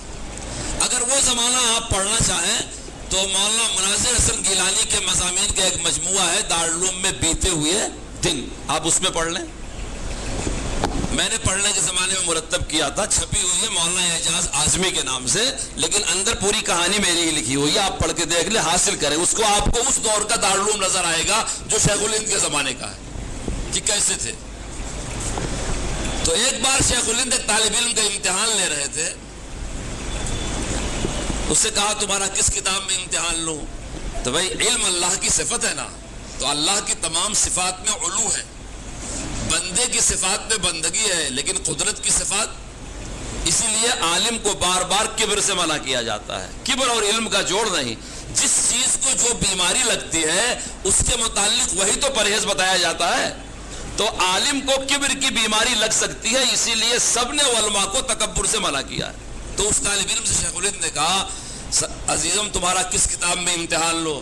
اس نے کہا آپ جس میں چاہے لے لیں، تیور جس میں چاہے لے لیں۔ شیخ الہند نے پھر پوچھا کوئی کتاب بتا دو بیٹے، کہا آپ جس میں چاہے لے لیں۔ اس وقت دارالعلوم میں پڑھنے آنے والے طلبہ دارالعلوم کی شاخوں کے نہیں ہوتے تھے، اپنے ذہن میں رکھیے آپ۔ اس وقت کے جو بڑے بڑے مدرسے تھے، خیر آبادی درس گاہیں تھی، اس وقت خیر آباد کا علوم، بحری آباد کے علوم، بدایون کے علوم، ٹونگ کے علوم، دلی اور رامپور کے علوم، یہ اس وقت کے نوابوں کے بڑے بڑے مدرسے تھے جو دارالعلوم کے معاصر تھے، اور وہاں بھی بہت ساری کتابیں پڑھائی جاتی تھی۔ خود مولانا مناظر حسن گیلانی رحمۃ اللہ علیہ ٹونگ سے دیوبند آئے تھے، آپ وہ کتاب پڑھیے گا، وہ کہتے ہیں کہ میں ٹونگ میں رہتے ہوئے شیخ الہند کو بڑا عالم نہیں سمجھتا تھا، اور شیخ الہند نے جو حاشیہ لگایا ہے مختصر المعانی کا، اسے پڑھ کے کہتا تھا کون سا کام کیا ہے۔ لیکن جب میں دیوبند آیا تو مجھے پتا چلا کہ شیخ الہند ہے کون، اس کے انہوں نے قصے لکھے ہیں۔ تو طلبہ جب آتے تھے تو الگ الگ مدرسوں کے آتے تھے، اور ان کے اساتذہ کے الگ الگ نظریات بھی ہوتے تھے۔ اب تو دارالعلوم کی بہت ساری شاخیں اور دوسرے تعلیمی ادارے تقریباً ختم ہو گئے ہیں، ورنہ پہلے بہت سارے ادارے تھے۔ تو اس نے بھی تیور سے کہا کہ جس کتاب میں چاہیے لے لیجئے۔ حضرت نے کہا لاؤ تمہارا امتحان بغدادی قاعدے میں لوں گا۔ منگایا، اب قاعدہ وعدہ سے شروع کیا، رب یسر ولا تعسر وتمم بالخیر یا فتاح برحمتک نستغیث، الف بے تے سے جیم ہے خے۔ آپ میں پرانے لوگ بغدادی قاعدہ پڑھے ہیں، اس میں لام الف بھی آتا ہے، پھر حمزہ بھی آتا ہے، ایک حرف ہے لام الف، اس کے بعد ہے حمزہ، پھر یا ہے۔ شیخ الہند نے فرمایا کہ بیٹے اوپر تو لکھا ہے مفردات، تو لام الف مفرد ہے کہ مرکب ہے؟ اب پریشان، کبھی زندگی میں توجہ ہی نہیں کیا تھا کہ مفردات کی تختی میں لام الف۔ نورانی قاعدہ پڑھا ہے بچوں تم نے؟ تمہارے نورانی قاعدے میں لام الف نہیں ہے، جو نورانی قاعدہ تم پڑھتے اس میں لام الف نہیں۔ یہ وہی کشمکش ہے کہ ہندوستان میں قرآن آیا فارسی حروف تہجی سے۔ اب یہاں سمجھو کہ لام الف مرکب مفرد کی تختی میں کیوں لکھا گیا؟ کیونکہ جس اللہ والے نے بغدادی قاعدہ لکھا تھا اس کے سامنے یہ چیلنج تھا کہ تم نے بے کا حرف تو لکھ دیا، تے کا حرف تو لکھ دیا، جیم کا حرف تو لکھ دیا، تو ایک حرف الف ہے، ایک حرف حمزہ ہے، اور حمزہ کی بڑی شکلیں ہیں، حمزہ اپنی شکل میں، حمزہ یا کی شکل میں، حمزہ واو۔ یہ حمزہ تو عجیب و غریب ہے، کئی قراء ایسے ہیں کہ مرتے مرتے بھی ان کے دل میں حمزہ تھا، اموت وانا فی قلبی حمزہ، اموت وانا فی قلبی حتی۔ یہ نو صرف کے ماہرین ہیں، تجوید کے ماہرین ہیں۔ تو اب حمزہ بھی بتانا ہے بچوں کو۔ ہمارے زمانے میں آسانی سے کیا بتاتے ہیں؟ الف ہمیشہ خالی ہوتا ہے، جو الف خالی نہ ہو وہ حمزہ ہے، یہی تو بتاتے ہیں نا۔ تو اس بغدادی قاعدے کے مصنف نے الف کو الگ سے لکھنے کے لیے لام بیچارے کو تختہ بنایا، چونکہ لام ایک ایسا حرف ہے کہ آپ دیکھو کئی طرف سے مل جاتا ہے، اور اس کے لکھنے کا قاعدہ بھی عجیب و غریب ہے، اور اخف الحروف میں ہے لام، ہلکا پھلکا ہے، اور لام کی پہچان کرنے میں کوئی مشکل بھی طالب علم کو پیش نہیں آتی۔ حروف ہجا میں آسان حرفوں میں لام ہے، عین غین کے پہچاننے میں پریشانی ہوتی ہے، نقطے سے دونوں بدل جاتے ہیں، خے کے پہچاننے میں دقت ہوتی ہے، نقطے سے دونوں بدل جاتے ہیں، مگر لام ایک ایسا غریب حرف ہے کہ اسے کہیں بھی استعمال کر لو چہروں سے چل جاتا۔ اسی لیے اس مصنف نے الف کی پہچان کے لیے لام کو تختہ مشق بنایا۔ تو بہرکیف جس طالب علم نے امتحان دیا تھا وہ تو ہو گیا فیل۔ حضرت نے شام کو اپنی مجلس میں استادوں کو ایک کہانی سنایا، تو کس کی ہمت شیخ الہند سے پوچھ لے کہ حضرت پھر اصل بات کیا، ہم نے بھی تو ویسے پڑھا ہے۔ ڈرتے ڈرتے ایک استاذ نے ہمت کیا کہ حضرت آتا تو ہم کو بھی نہیں، یہ اصل راز کیا ہے؟ تب شیخ الہند نے بتایا کہ راز یہ ہے کہ الف ہمیشہ خالی ہوتا ہے، اور جو الف خالی نہ ہو وہ حمزہ ہوتا ہے۔ تو یہ جو بچے کو الف بے یہاں پڑھایا گیا ہے، آگے جب حرکات میں جائیں گے تو اس پہ زبر آ جائے گا، تو بچے کو یہ پریشانی ہوگی کہ جب زبر آ گیا تو حمزہ بن گیا تو الف کہاں غائب ہو گیا. تو اس کو لام کے پیٹ میں چھپا دیا تاکہ طالب علم کو سمجھایا جا سکے کہ بھائی وہ الف جس کی ضرورت پڑے گی وہ یہاں چھپا ہوا ہے. اب ہم لوگ بھی نورانی قاعدہ میں جو پڑھتے ہیں الف، تو آگے جب جاتے ہیں تو استاد کیا پڑھاتا ہے ہم کو؟ حمزہ زبر آ. اب جب اس کو عربی میں تبدیل کرنا ہوا تو ایک بہت بڑا مسئلہ تھا. مظاہر العلوم نے بڑی خدمات انجام دیا ہے، بڑی خدمات انجام دیا ہے. حدیث شریف کی خدمات، فقہ کی خدمات، شروحات کی دارالعلوم اور مظاہر العلوم نے ہندوستان میں اسلام کی نشت ثانیہ کے لیے جو خدمات انجام دیا اس کا احاطہ آسان نہیں ہے. اسی میں سے یہ خدمت بھی مظاہر العلوم کے ایک فارغ تھے مولانا نور محمد لدھیانوی، انہوں نے انجام دیا. اسلام آیا اس ملک میں پہلی صدی میں خشکی اور تری کے راستے سے. عام طور سے پورے ملک میں اسلام پھیلا 6 صدی میں، اور دارالعلوم قائم ہوا 1867 میں. مظاہر العلوم قائم ہوا اس کے 6 مہینہ بعد. جب دارالعلوم مظاہر العلوم نئے طریقے سے قائم ہوئے اور انہوں نے اپنا نظریہ بنایا کہ اسلامیات کی پوری حفاظت کی جائے گی اور نشت ثانیہ کی جائے گی، تو مظاہر العلوم کے فارغ مولانا نور محمد لدھیانوی نے یہ بیڑا اٹھایا کہ اب ہم ہندوستانی مسلمانوں کو الف بے سے نہیں، حروف تہجی فارسی اور اردو سے نہیں، بلکہ الف با حروف تہجی عربی سے قرآن پڑھائیں گے. وہ بنیاد ڈالی، نورانی قاعدہ لکھا. اس کی سرپرستی حضرت رائے پوری نے کیا، دارالعلوم مظاہر العلوم کے اکابر نے کیا، اور اب تک محنت چل رہی ہے. حضرت تھانوی رحمۃ اللہ علیہ کے ایک بہت خاص خلیفہ ہیں مولانا ابرار الحق صاحب رحمۃ اللہ علیہ، وہ مظاہر کے ہی فارغ ہیں. اکثر کتابوں میں حضرت مولانا ابرار الحق صاحب رحمۃ اللہ علیہ کا 100 نمبر آیا کرتا تھا. مولانا ابرار الحق صاحب رحمۃ اللہ علیہ شیخ عبدالحق محدث دہلوی کی خاندان سے ہے، اسی لیے ان کے نام کے ساتھ حقی لکھا رہتا ہے. شیخ عبدالحق محدث دہلوی وہ عالم دین ہندوستان کے ہیں جو شیخ عبدالوہاب متقی کے شاگرد ہیں، یعنی شاہ ولی اللہ سے ان کا زمانہ پہلے ہے، اور شاہ ولی اللہ کے خاندان سے پہلے وہ علم حدیث ہندوستان میں لائے ہیں. ان کے حالات چھپے ہوئے پڑھ لیجیے. چونکہ شاہ ولی اللہ کچھ الگ زاویے سے لائے تھے، جس طرح سے یہ فن مدون ہو کر کے تیار ملنا تھا وہ مل گیا ہندوستان کو. اس لیے ہم علم حدیث کی ابتدا میں شاہ ولی اللہ کے خاندان کا تذکرہ کرتے ہیں، ورنہ اس سے پہلے ہندوستان میں اور بڑے بڑے محدثین پیدا ہو چکے ہیں، جیسے کہ شیخ عبدالوہاب متقی، شیخ عبدالعلی متقی وغیرہ. تو مولانا عبدالحق صاحب رحمۃ اللہ علیہ محدث دہلوی کے خاندان کے مولانا عبدالحق صاحب رحمۃ اللہ علیہ، ان کے والد پیشے سے وکیل تھے. جب وہ فارغ ہوئے مظاہر العلوم سے تو کہیں بخاری پڑھا سکتے تھے، بڑا مدرسہ چلا سکتے تھے. خود الحمدللہ آسودہ گھرانے کے تھے، ان کے والد صاحب وکیل تھے. وکیل محمود الحق صاحب انگریز کے زمانے کے مشہور وکیل تھے، حضرت تھانوی سے بیعت تھے، 4 پیشکار کام کیا کرتے تھے. شاہ صاحب سے حضرت تھانوی نے کہا فارغ ہو رہے ہو کیا ارادہ ہے مولانا ابرار صاحب سے؟ تو حضرت تھانوی کیا تو بات چیت کرنے کی نوبت نہیں آتی تھی، لکھ کر کے دو اور لکھ کر کے جواب لو. تو حضرت نے لکھ کر کے دیا کہ میرا ارادہ ہے دین کی خدمت میں لگوں گا، دین کی خدمت میں لگوں گا. حضرت تھانوی نے کاپی موجود ابھی ہردوئی میں، اس میں نیچے جواب لکھا اس میں پیسے کم ملتے ہیں. بات صحیح ہے نا، اس میں پیسے کم ملتے ہیں. دیکھو علم دین ہمارا ذریعہ معاش نہیں ہے. ایک بہت بڑی غلط فہمی ہے کہ لوگ سمجھتے ہیں مدرسے والوں کا ذریعہ معاش مدرسہ ہے. نہیں بھائی، ہمارا علم دین ہمارا ذریعہ معاش ہے ہی نہیں ہے. اس غلط فہمی سے دوسری برائی یہ پیدا ہوتی ہے، اگر کوئی عالم دین کاروبار کرے، تجارت کرے، کسب کرے، محنت کرے تو لوگ عیب کی نگاہ سے دیکھتے ہیں. جب علم دین ہمارا ذریعہ معاش نہیں ہے، جو مل رہا ہے وہ رزق کریم مل رہا ہے، تو ہم کو سمجھنا چاہیے جب ہمارا وہ موضوع ہی مدرسوں کا ذریعہ معاش نہیں ہے تو ہم جو پڑھ رہے ہیں دین کی خدمت کے لیے پڑھ رہے ہیں. مولانا نے لاک ڈاؤن میں تنخواہ کی بات فرمائی، مجھے بڑی خوشی ہوئی، بہت خوشی ہوئی. دراصل بہت ساری آفت ہمارے ملک پہ ہمارے پڑوس کی وجہ سے آتی ہے، بہت ساری آفت. اللہ ان کو ہدایت عطا فرمائے، صحیح سوچنے کی توفیق عطا فرمائے.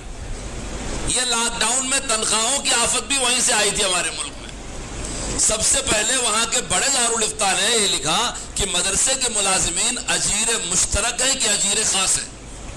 ایک فلسفہ شروع کر دیا. ان کا کام خالی سبق پڑھانا ہے یا دینی خدمات کرنا ہے؟ کن دینی خدمات پر معاوضہ لے سکتے ہیں, کن پر نہیں لے سکتے. ایسا چوں چرا کا فلسفہ کھڑا کیا کہ پوری دنیا کے مکتبوں, مدرسوں, مسجدوں کے اماموں کا بیڑا غرق کر دیا. اکثر جگہ اداروں کے ذمہ دار تاجر لوگ ہیں, اور تاجر کا یہی مزاج ہوتا ہے جہاں 4 پیسے کا فائدہ وہی بات سمجھ میں آتی ہے, اس کو نفع کے علاوہ کوئی زبان سمجھ میں نہیں آتی. بس سب تاجروں نے جلدی جلدی اپنے ماتحت اداروں کی تنخواہیں اجیر خاص, اجیر مشترک پر پکڑنا شروع کر دیا. ہم لوگ مظاہرالعلوم میں بیٹھے ہوئے, الحمدللہ دارالعلوم دیوبند نے اپنے ہر ملازم کو لاک ڈاؤن کی مکمل تنخواہ دیا, مکمل تنخواہ دیا. اور جو اسی دونوں اداروں کو بنیاد بنایا. مدرسہ مظاہرالعلوم سہارنپور کی شورا نے, میں خادم و شورا کا خزانچی میں ہی ہوں مدرسے کا, الحمدللہ مکاتب تک کے مدرسین کو لاک ڈاؤن کی پوری تنخواہ دی گئی. اور آپ مظاہر کے اساتذہ سے پوچھ لیں, سالانہ جو 15 دن کی رخصت اتفاقیہ ہوتی ہے وہ بھی دی گئی. کسی ایک مستقل ملازم کے 1 دن کی تنخواہ بھی وضع نہیں کی گئی. تو جب ہم لوگوں نے فیصلہ کیا تو ہم کو دونوں پڑوس کے ملکوں سے واٹس ایپ آنا شروع ہوا, فون آنا شروع ہوا, بھائی آپ نے بہت تاریخی کام کیا, آج بھی مظاہر ہے, آج بھی دارالعلوم. میں نے کہا بھائی فطرہ تمہیں نے پیدا کیا تھا, تم چپ رہ گئے ہوتے تو کمیٹی والے جیسے بیچارے کرتے رہتے. تم نے دارالفتہ میں کھینچا اس مسئلے کو اور فضا خراب کیا پورے بر صغیر, پورے ایشیا کی. تو دارالعلوم اور مظاہرالعلوم نے اپنے کردار سے فیصلہ کیا. پہلے کیب میں کہہ رہا تھا کہ علم دین ہمارا ذریعہ معاش نہیں ہے, تو شاہ صاحب کے جواب میں حضرت تھانوی نے لکھا کہ اس میں پیسے کم ملتے ہیں. حضرت نے لکھا پھر کہ اب تو میں نے طے کر لیا ہے کچھ بھی ہو مگر دین کی خدمت میں ہی لگوں گا. حضرت تھانوی نے لکھا انشاءاللہ دنیا اتنی ملے گی کہ سمیٹے نہیں سمٹے گی. پھر مولانا باؤلق صاحب نے پوری سنجیدگی کے ساتھ مظاہرالعلوم کے اس پیغام کو اٹھایا جو مولانا نور محمد لدھیانوی نے طے کیا تھا کہ اب ہندوستان کے مسلمانوں کو اللہ کی کتاب عربی حروف تہجی سے پڑھانا ہے. سمجھے آپ میری بات؟ اور نورانی قاعدہ کو اپنی محنت کی بنیاد بنایا. مفتی محمود صاحب اور حضرت شیخ کے پاس تقاضا رکھا کہ ایک اچھا سا قاری ہم کو دے دیجئے جو اس قرآن کریم کی تعلیم میں, اس کے پھیلانے میں میری مدد کر سکے. تو ان دونوں بزرگوں کے مشورے سے ہردوئی بھیجا گیا قاری امیر حسن صاحب رحمۃ اللہ علیہ کو. آپ میں سے بہت سے لوگوں نے دیکھا ہوگا, میرا بہت گہرا تعلق تھا ان بزرگوں سے, اللہ ان کے درجات بلند کرے. قاری امیر حسن صاحب کہنے لگے کہ جب میں ہردوئی گیا, ٹرین سے اترا, مولانا باؤلق صاحب کے یہاں گیا, ان کا مہمان رہا, صبح میری تقرری ان شرائط پہ ہوئی. آپ شرائط بھی سن لیجئے, کچھ مجھے بھول گئی, کچھ یاد ہے. پہلی شرط یہ ہے کہ مدرسے میں دین کی خدمت کی نیت سے رہیں گے, معاش کی نیت نہیں ہوگی.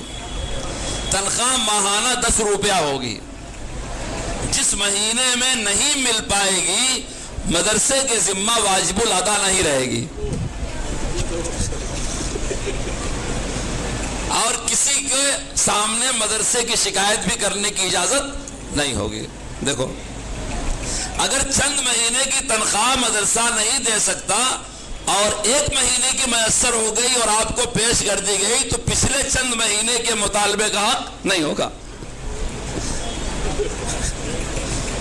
اب رہے حضرت کے گھر سے کھانا آتا رہا, چند بچے تھے اس زمانے کے, اب تو تقریباً سب اللہ کو پیارے ہو گئے. اس دور کے طلبہ, قاری صاحب خود اللہ کو پیارے ہو گئے, شاہ صاحب بھی اللہ کو پیارے ہو گئے. اور ساری محنت کس پر ہے؟ اسی نورانی قاعدہ پر. الف ہمیشہ خالی ہوتا ہے, جو خالی نہ ہو وہ حمزہ ہے. واو کو گول ادا کیا جائے گا, زبر کی حرکت کو جلدی پڑھے, تھوڑا بھی نہ کھینچے, زیر اور پیش کو معروف پڑھے, اسی پر لگا ہوا ہے. حالانکہ یہ وہ علماء ہیں جو بخاری پڑھا سکتے تھے, شیخ الحدیث بن سکتے تھے. قاری صاحب رحمۃ اللہ علیہ اتنے بافیض بزرگ گزرے, حضرت رائے پوری نے ان کی تربیت کیا تھا. حضرت مولانا زکریا صاحب کے خلیفہ تھے, بہت بڑی خانقاہ بنا سکتے تھے, بڑے قوی الفیض بزرگ تھے قاری امیر حسن صاحب, لیکن پوری زندگی کہاں لگایا؟ نورانی قاعدہ پہ. سفر میں ہم ساتھ ہوا کرتے تھے، ایسے پکڑ لیتے ہاتھ اور سکھانا شروع کرتے ساتھیوں کو، پڑھو یاسین، کسی کو یاسین پڑھا رہے ہیں، کسی کو جیم مشق کرا رہے ہیں، کسی کو میم مشق کرا رہے ہیں کہ بھائی میم کہو گے تو ناک میں سے نہیں آنا چاہیے، نون کہو گے تو ناک میں سے نہیں آنا چاہیے۔ جو لوگ اس فن کو نہیں جانتے، بڑے بڑے علماء سے معافی کے ساتھ عرض کرتا ہوں، ہم جب کہتے ہیں نا با زبر با، یہ صحیح نہیں ہوتا۔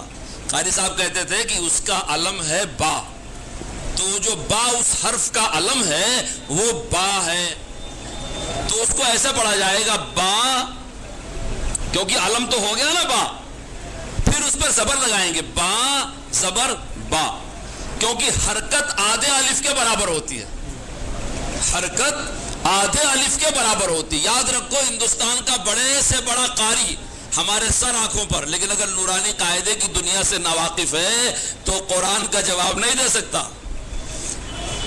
ہم نے مظاہر علوم میں شعبہ تجوید میں انٹرویو لینے کے بعد تقرر کیا ایک بڑے قاری کا، تو ظاہر بات ہے انٹرویو لیا جائے گا تو کوئی ایک فیل بھی ہوں گے، تو جو فیل ہوں گے ان کو درد بھی ہوگا، تو ایسے لوگ جب موقع ملے گا تو بخار بھی اتاریں گے، تو بھائی اس کے لیے تیار رہتے ہیں کہ بھائی جو بھی کہو سنیں گے، کیونکہ ادارے کا مفاد مد نظر ہے نا۔ ادارہ چلانے والوں کو کڑوی کسیلی سننا چاہیے، وہ بھی ایک دین کی خدمت ہوتی ہے کہ آپ کو کوئی کڑوی کسیلی کہے۔ تو ایک قاری صاحب نے انٹرویو کے طریقے، مولانا آخر صاحب تھے انٹرویو میں، ہم تھے، قاری صاحب تھے، تو جو نہیں آ سکے وہ پوچھنے لگے آپ لوگ کیا جانتے ہیں؟ ہم نے کہا ہم کچھ نہیں جانتے، لیکن ضابطہ ہے، بڑوں کا مدرسہ ہے، اسی نے قرآن کا بیڑا اٹھایا ہے، ہم آپ سے ایک بات پوچھنا چاہتے ہیں قاری صاحب۔ جب بہت سر چڑھنے لگے ہم نے کہا آپ سے ایک بات پوچھنا چاہتے ہیں، متحرک اور ساکن یہ موصوفے کی صفت ہے، حرکت اور سکون، حرکت اور سکون اس کا شمار صفات میں ہوتا ہے یا موصوفات میں ہوتا ہے؟ یہ نعت ہے یا منعوت ہے، صفت ہے یا موصوف ہے؟ کہنے لگے ہے تو یہ صفت، میں نے کہا اس کا موصوف کہاں ہے؟ اس کا موصوف کہاں ہے؟ آپ بڑے پریشان ہوئے، میں نے کہا اس کی پیدائش کہاں سے ہوئی ہے؟ آپ سمجھتے ہو اللہ کی کتاب، نبی جس پر یہ قرآن نازل ہوا وہ صحابہ کو سکھاتا ہے، صحابہ وہ ہیں جن کی زبان عربی ہے، پھر نبی کے سکھانے کا کیا مطلب ہے؟ نبی کیا سکھاتا ہے؟ نبی یہی سکھاتا ہے کس طرح سے ادا کیا جائے گا، کہاں وقف ہوگا، کہاں سکتہ ہوگا، کہاں کتنا اس کو کھینچا جائے گا، مت کس نبی سکھاتا ہے، اور قاری وہی سیکھتا ہے۔ جب نہیں بتا سکے میں نے کہا آپ جا کے اپنے اساتذہ سے پوچھ لیجئے گا، تجویدی کتابوں میں پڑھ لیجئے گا، جہاں سے حروف نکلتے ہیں یہ اس کی صفت ہے۔ زبان جہاں اپنے مخرج پر رکتی ہے اسے کہتے ہیں سکون، اور جہاں مخرج سے الگ رہتی ہے اسے کہتے ہیں حرکت۔ ایک حرکت آدھے الف کے برابر ہوتی ہے، دو حرکتیں مل گئیں تو ایک الف کے برابر ہوتی ہیں، ٹھیک ہے؟ عزیز دوستو، بات تو تقریباً مکمل ہو گئی۔ میں قاری صاحب رحمۃ اللہ علیہ قصہ سنا رہا تھا کہ انہوں نے اس طرح سے 1-2 سال نہیں 65 سال نورانی قاعدہ پڑھایا، اور پورے ملک میں اللہ کی کتاب عربی لب و لہجے میں پڑھائی جائے، عربی حروف تہجی کے ساتھ پڑھائی جائے، پورے تجوید کے ساتھ پڑھائی جائے، مستقل اس کے لیے محنت کیا۔ جو میں نے تنخواہوں والی بات سنائی وہ بات مکمل کر دو۔ قاری صاحب نے کہا پھر بہت ہونے لگا، فاقہ تنگی آنے لگی، تو مولانا ابرار الحق صاحب نے شاہ عبد الغنی صاحب رحمۃ اللہ علیہ کے پاس بھیجا کہ جاؤ، شاہ عبد الغنی صاحب حضرت تھانوی کے خلیفہ تھے، ان کو مدرسے کے حالات بتا کے دعا کراؤ۔ تو قاری صاحب ہردوئی سے گئے، خراسان روڈ اسٹیشن پڑتا ہے، وہاں اترے اور وہاں سے شاہ عبد الغنی رحمۃ اللہ علیہ کے پاس گئے۔ شاہ صاحب نے دعا بھی کیا اور یا سلاموں کا وظیفہ بھی بتایا۔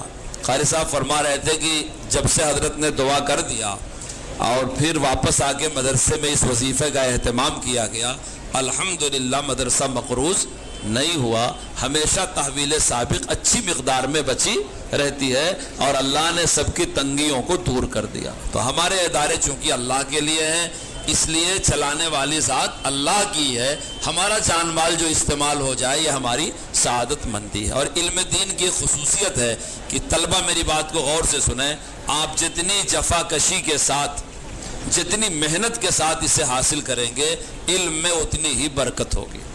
امام احمد ابن حنبل رحمۃ اللہ علیہ کے حالات میں لکھا ہے کہ وہ بغداد سے مکہ شریف پڑھنے گئے سفیان ابن عیینہ کے درس میں. ایک دن ان کے درس میں آئے نہیں کیونکہ احمد ابن حنبل ناغہ نہیں کرتے تھے. تو علی بن جہم جو اس پورے قصے کے راوی ہیں وہ کہتے ہیں میں نے دیکھا کہ امام صاحب آج نہیں آئے. تب تو وہ امام کی طرح مشہور نہیں تھے, طالب علم تھے. سفیان بن عیینہ استاذ تھے, حرم میں ان کی درسگاہ ہوتی تھی. تو جا کے معلوم کیا تو احمد ابن حنبل کا کپڑا کسی بچے نے چرا لیا تھا. تو پتہ یہ چلا کہ جیسے ہمارے مدرسے صفہ تک مستند ہیں تو چوریاں بھی مستند ہی ہیں, اس کی بھی ایک سند ہے. تو لے لیا کسی غریب, ان کا چبا ہی لے لیا. تو ظاہر ہے ننگے بدن امام صاحب پڑھنے کیسے آئیں گے. تو بیچارے بیٹھے تھے. علی بن جہم کہتے ہیں میں نے پوچھا تو بڑی دیر کے بعد مجھ سے کہا کہ یار میں نے کرتا ڈالا تھا کسی نے لے لیا, میرے پاس خالی نیچے کی لنگی ہے, میں کیسے درسگاہ میں آؤں. تو علی بن جہم نے کہا کہ اچھا ایسا کرو, مجھ سے ہدیہ قبول کر لو. بچے غور سے میری بات سنیں, مجھ سے ہدیہ قبول کر لو. امام صاحب اتنے غیور تھے, فرمایا یار میرا ہدیہ لینے کا دل نہیں چاہتا, ہدیہ نہیں قبول کیا. پھر کہا ایسا کرو اجرت لے لو.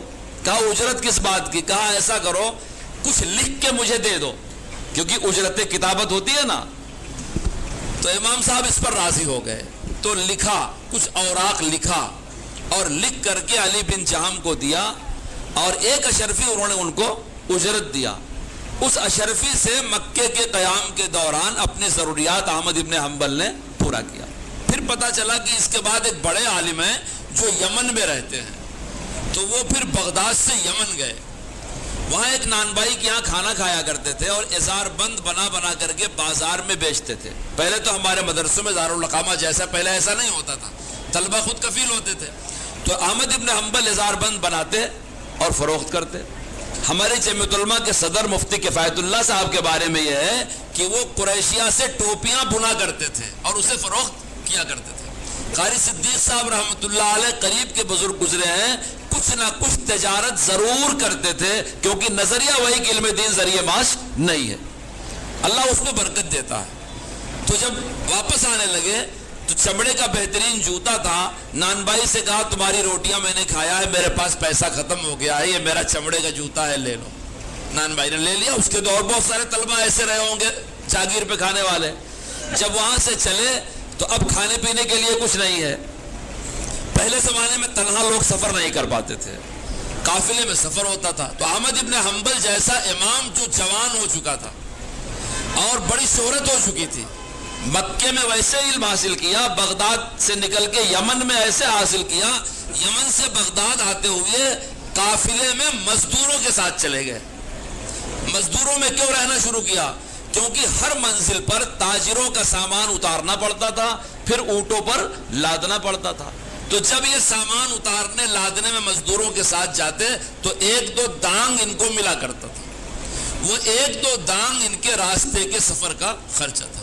جتنے لوگوں نے بھی علم دین حاصل کیا میرے عزیز بچوں, جس نے اچھا کھا کے اچھا پہن کے حاصل کیا, تجربہ یہ ہے کہ اس سے دین کی کوئی بڑی خدمت اللہ نے نہیں لیا. میرے شیخ مولانا یونس صاحب رحمۃ اللہ علیہ نے مجھ سے کہا تھا کہ معصوم, جس کو خوش خوراکی اور خوش پوشاکی کی عادت پڑ جاتی ہے وہ کوئی کام نہیں کر سکتا.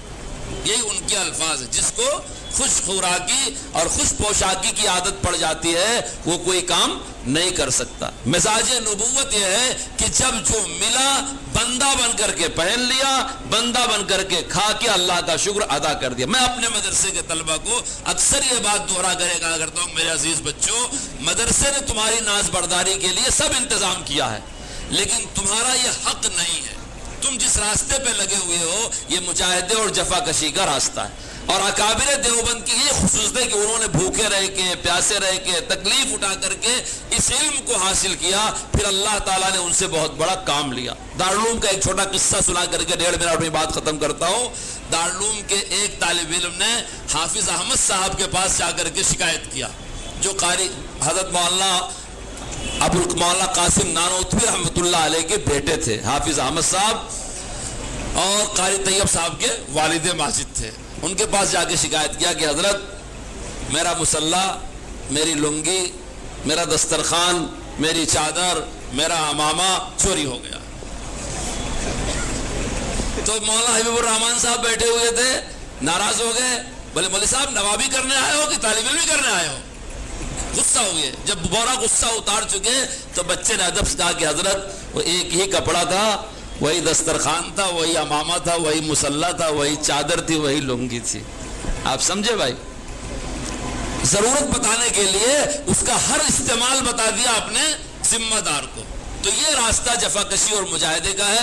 ساری سہولیات کے باوجود اچھا کھانے, اچھا پہننے, اچھا گھومنے پھرنے کے چکر میں پڑو گے, کہیں ایسا نہ ہو کہ اللہ تعالیٰ علم دین سے محروم کر دے. ہم نے بہت سے علماء کو دیکھا ہے پڑھنے کے زمانے میں بڑے اچھے تھے لیکن دین کی خدمت کا موقع نہیں ملا, اور بہت سے اپنے جیسے بودھے ساتھیوں کو دیکھا کہ جو پڑھنے میں کمزور تھے, غریب تھے, پریشان حال تھے, اللہ نے اپنی دین کی خدمت کے لیے ان کو لگا دیا ہے. بہت خوشی ہوئی ادارہ دیکھ کر کے. اللہ تعالیٰ خوب ترقی عطا فرمائے.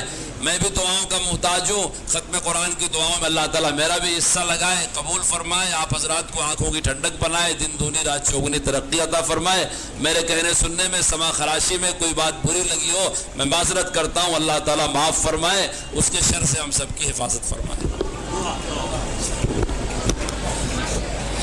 لا الہ الا اللہ الحلیم الکریم سبحان اللہ رب العرش العظیم. نسألک موجبات رحمتک وعزائم مغفرتك والغنيمة من كل بر والسلامة من كل إثم. ربنا لا تدع لنا ذنبا إلا غفرته ولا هما إلا فرجته ولا دينا إلا أديته ولا حاجة من حوائج الدنيا والآخرة إلا قضيتها ويسرتها يا أرحم الراحمين. یا اللہ ہمارے اس میں بیٹھنے کو قبول فرما. یا اللہ اس مجلس میں تکمیل قرآن پاک کے عمل کو قبول فرما. یا اللہ یہ قرآن ان حفاظ کے سینوں میں جاگزی فرما دے. اس کے انوار سے ان کی زندگیوں کو منور فرما دے. ان کے آبا اجداد کے تمام لوگوں کو جنت الفردوس میں جگہ عطا فرما دے. یا اللہ جن لوگوں کے واسطے سے ہم کو, ہمارے طلبہ کو آپ کی کتاب پہنچی ہے, یا اللہ ان سارے لوگوں کے درجات کو بلند فرما دے, ان کی مغفرت فرما دے. یا اللہ ان کو اعلیٰ الین جنت الفردوس میں جگہ عطا فرما. یا اللہ جو لوگ ایسے مدرسوں کے معاون ہیں, اس مدرسے کے خصوصی طور پر معاون ہیں, یا اللہ جن کے تعاون کی وجہ سے مدرسے آباد ہیں, بارونق ہیں, بابرکت ہیں, چل رہے ہیں اور بچے حافظ عالم بن رہے ہیں, اللہ ایسے معاونین اور محسنین کو دارین میں اجر عطا فرما. ان کی نسلوں کو دین کے لیے قبول فرما. ان کے آبا اجداد کی مغفرت فرما. یا اللہ ہم کو اس قرآن کی خدمت کے لائق بنا دے. یا اللہ اس نعمت سے ہم کو مالا مال فرما دے. ہماری غفلتوں اور گناہوں کی وجہ سے ہم کو اہل قرآن سے الگ نہ فرما. یا الہ العالمین قرآن کریم کی برکت سے ہماری ہر مشکل اور مصیبت کو دور فرما دے. یا اللہ حاضرین کے دل میں جتنی جائز مرادیں ہیں وہ سب کو قرآن کریم کی برکت سے پورا فرما دے. یا اللہ تکمیل قرآن کے موقع پہ جتنی دعائیں حضرت محمد الرسول اللہ نے, آپ کے خلفاء نے, اہل بیت نے, صحابہ نے, اولیاء نے, صلحاء نے, علماء نے, ہمارے اساتذہ نے کیا ہو, یا اللہ سب ہمارے حق میں منظور فرما دے, سب میں ہمارا حصہ لگا دے. یا اللہ ہمارے جوان بچے اور بچیوں کو حیا عطا فرما, عفت عطا فرما, پاک دامنی عطا فرما. ہمارے مدرسوں کو رونق درس عطا فرما. ہر اندرونی بیرونی فتنے سے ہمارے تمام مدارس کی, خاص طور پہ اس مدرسے کی حفاظت فرما. مخلص معاون نصیب فرما. دن دونی رات چوگنی ترقی عطا فرما. ہم ہماری نسل جب تک اس دنیا میں زندہ رہیں, یا اللہ اسلام اور ایمان کے ساتھ زندہ رکھ. ہر طرح کے شر فساد سے حفاظت فرما. انسانی اور شیطانی دھوکے سے حفاظت فرما. یا اللہ قرآن کی برکت سے, جادو سے, ٹونے سے, ٹٹکے سے, آسیب سے, سحر سے, سفلی اعمال سے ہم سب کی حفاظت فرما. اپنے قرآن کی برکتوں سے ہم سب کو مالا مال فرما. ہماری اور ہمارے نسلوں کی پوری زندگی میں قرآن کے انوار و برکات کو ثابت اور قائم فرما, نازل فرما. ہم کو دین پر ثابت قدمی عطا فرما. دین پر عمل کرنے کے لیے جو رکاوٹیں ہیں اسے دور فرما. یا اللہ جب ہمارا آخری وقت ہو تو کلمے اور ایمان کی موت عطا فرما. قبر حشر کی منزلیں آسان فرما دے. ہم سب کو بلا حساب کتاب کے جنت کا داخلہ عطا فرما دے. جنت میں اپنا دیدار نصیب فرما دے. اپنی دائمی رضا نصیب فرما دے. جنت میں پیارے نبی حضرت محمد الرسول اللہ کی مرافقت, ان کا ساتھ اور ان کی صحبت عطا فرما دے. یا اللہ ہماری ساری دعاؤں کو جو ہم نے پہلے کیا, اب کر رہے ہیں, آئندہ کریں گے, یا کسی نے ہم سے کہہ رکھا ہے, یا ہم کو کرنا چاہیے تھا مگر بھول گئے, یا اللہ ساری دعاؤں کو محض اپنے فضل و کرم سے اپنے پیارے حبیب حضرت محمد الرسول اللہ کے وسیلے سے قبول و منظور فرما لے. سبحان ربک رب العزت عما یصفون وسلام علی المرسلین والحمد للہ رب العالمین. سید ولد آدم خیر الانام، اس پہ لاکھوں درود، اس پہ لاکھوں سلام۔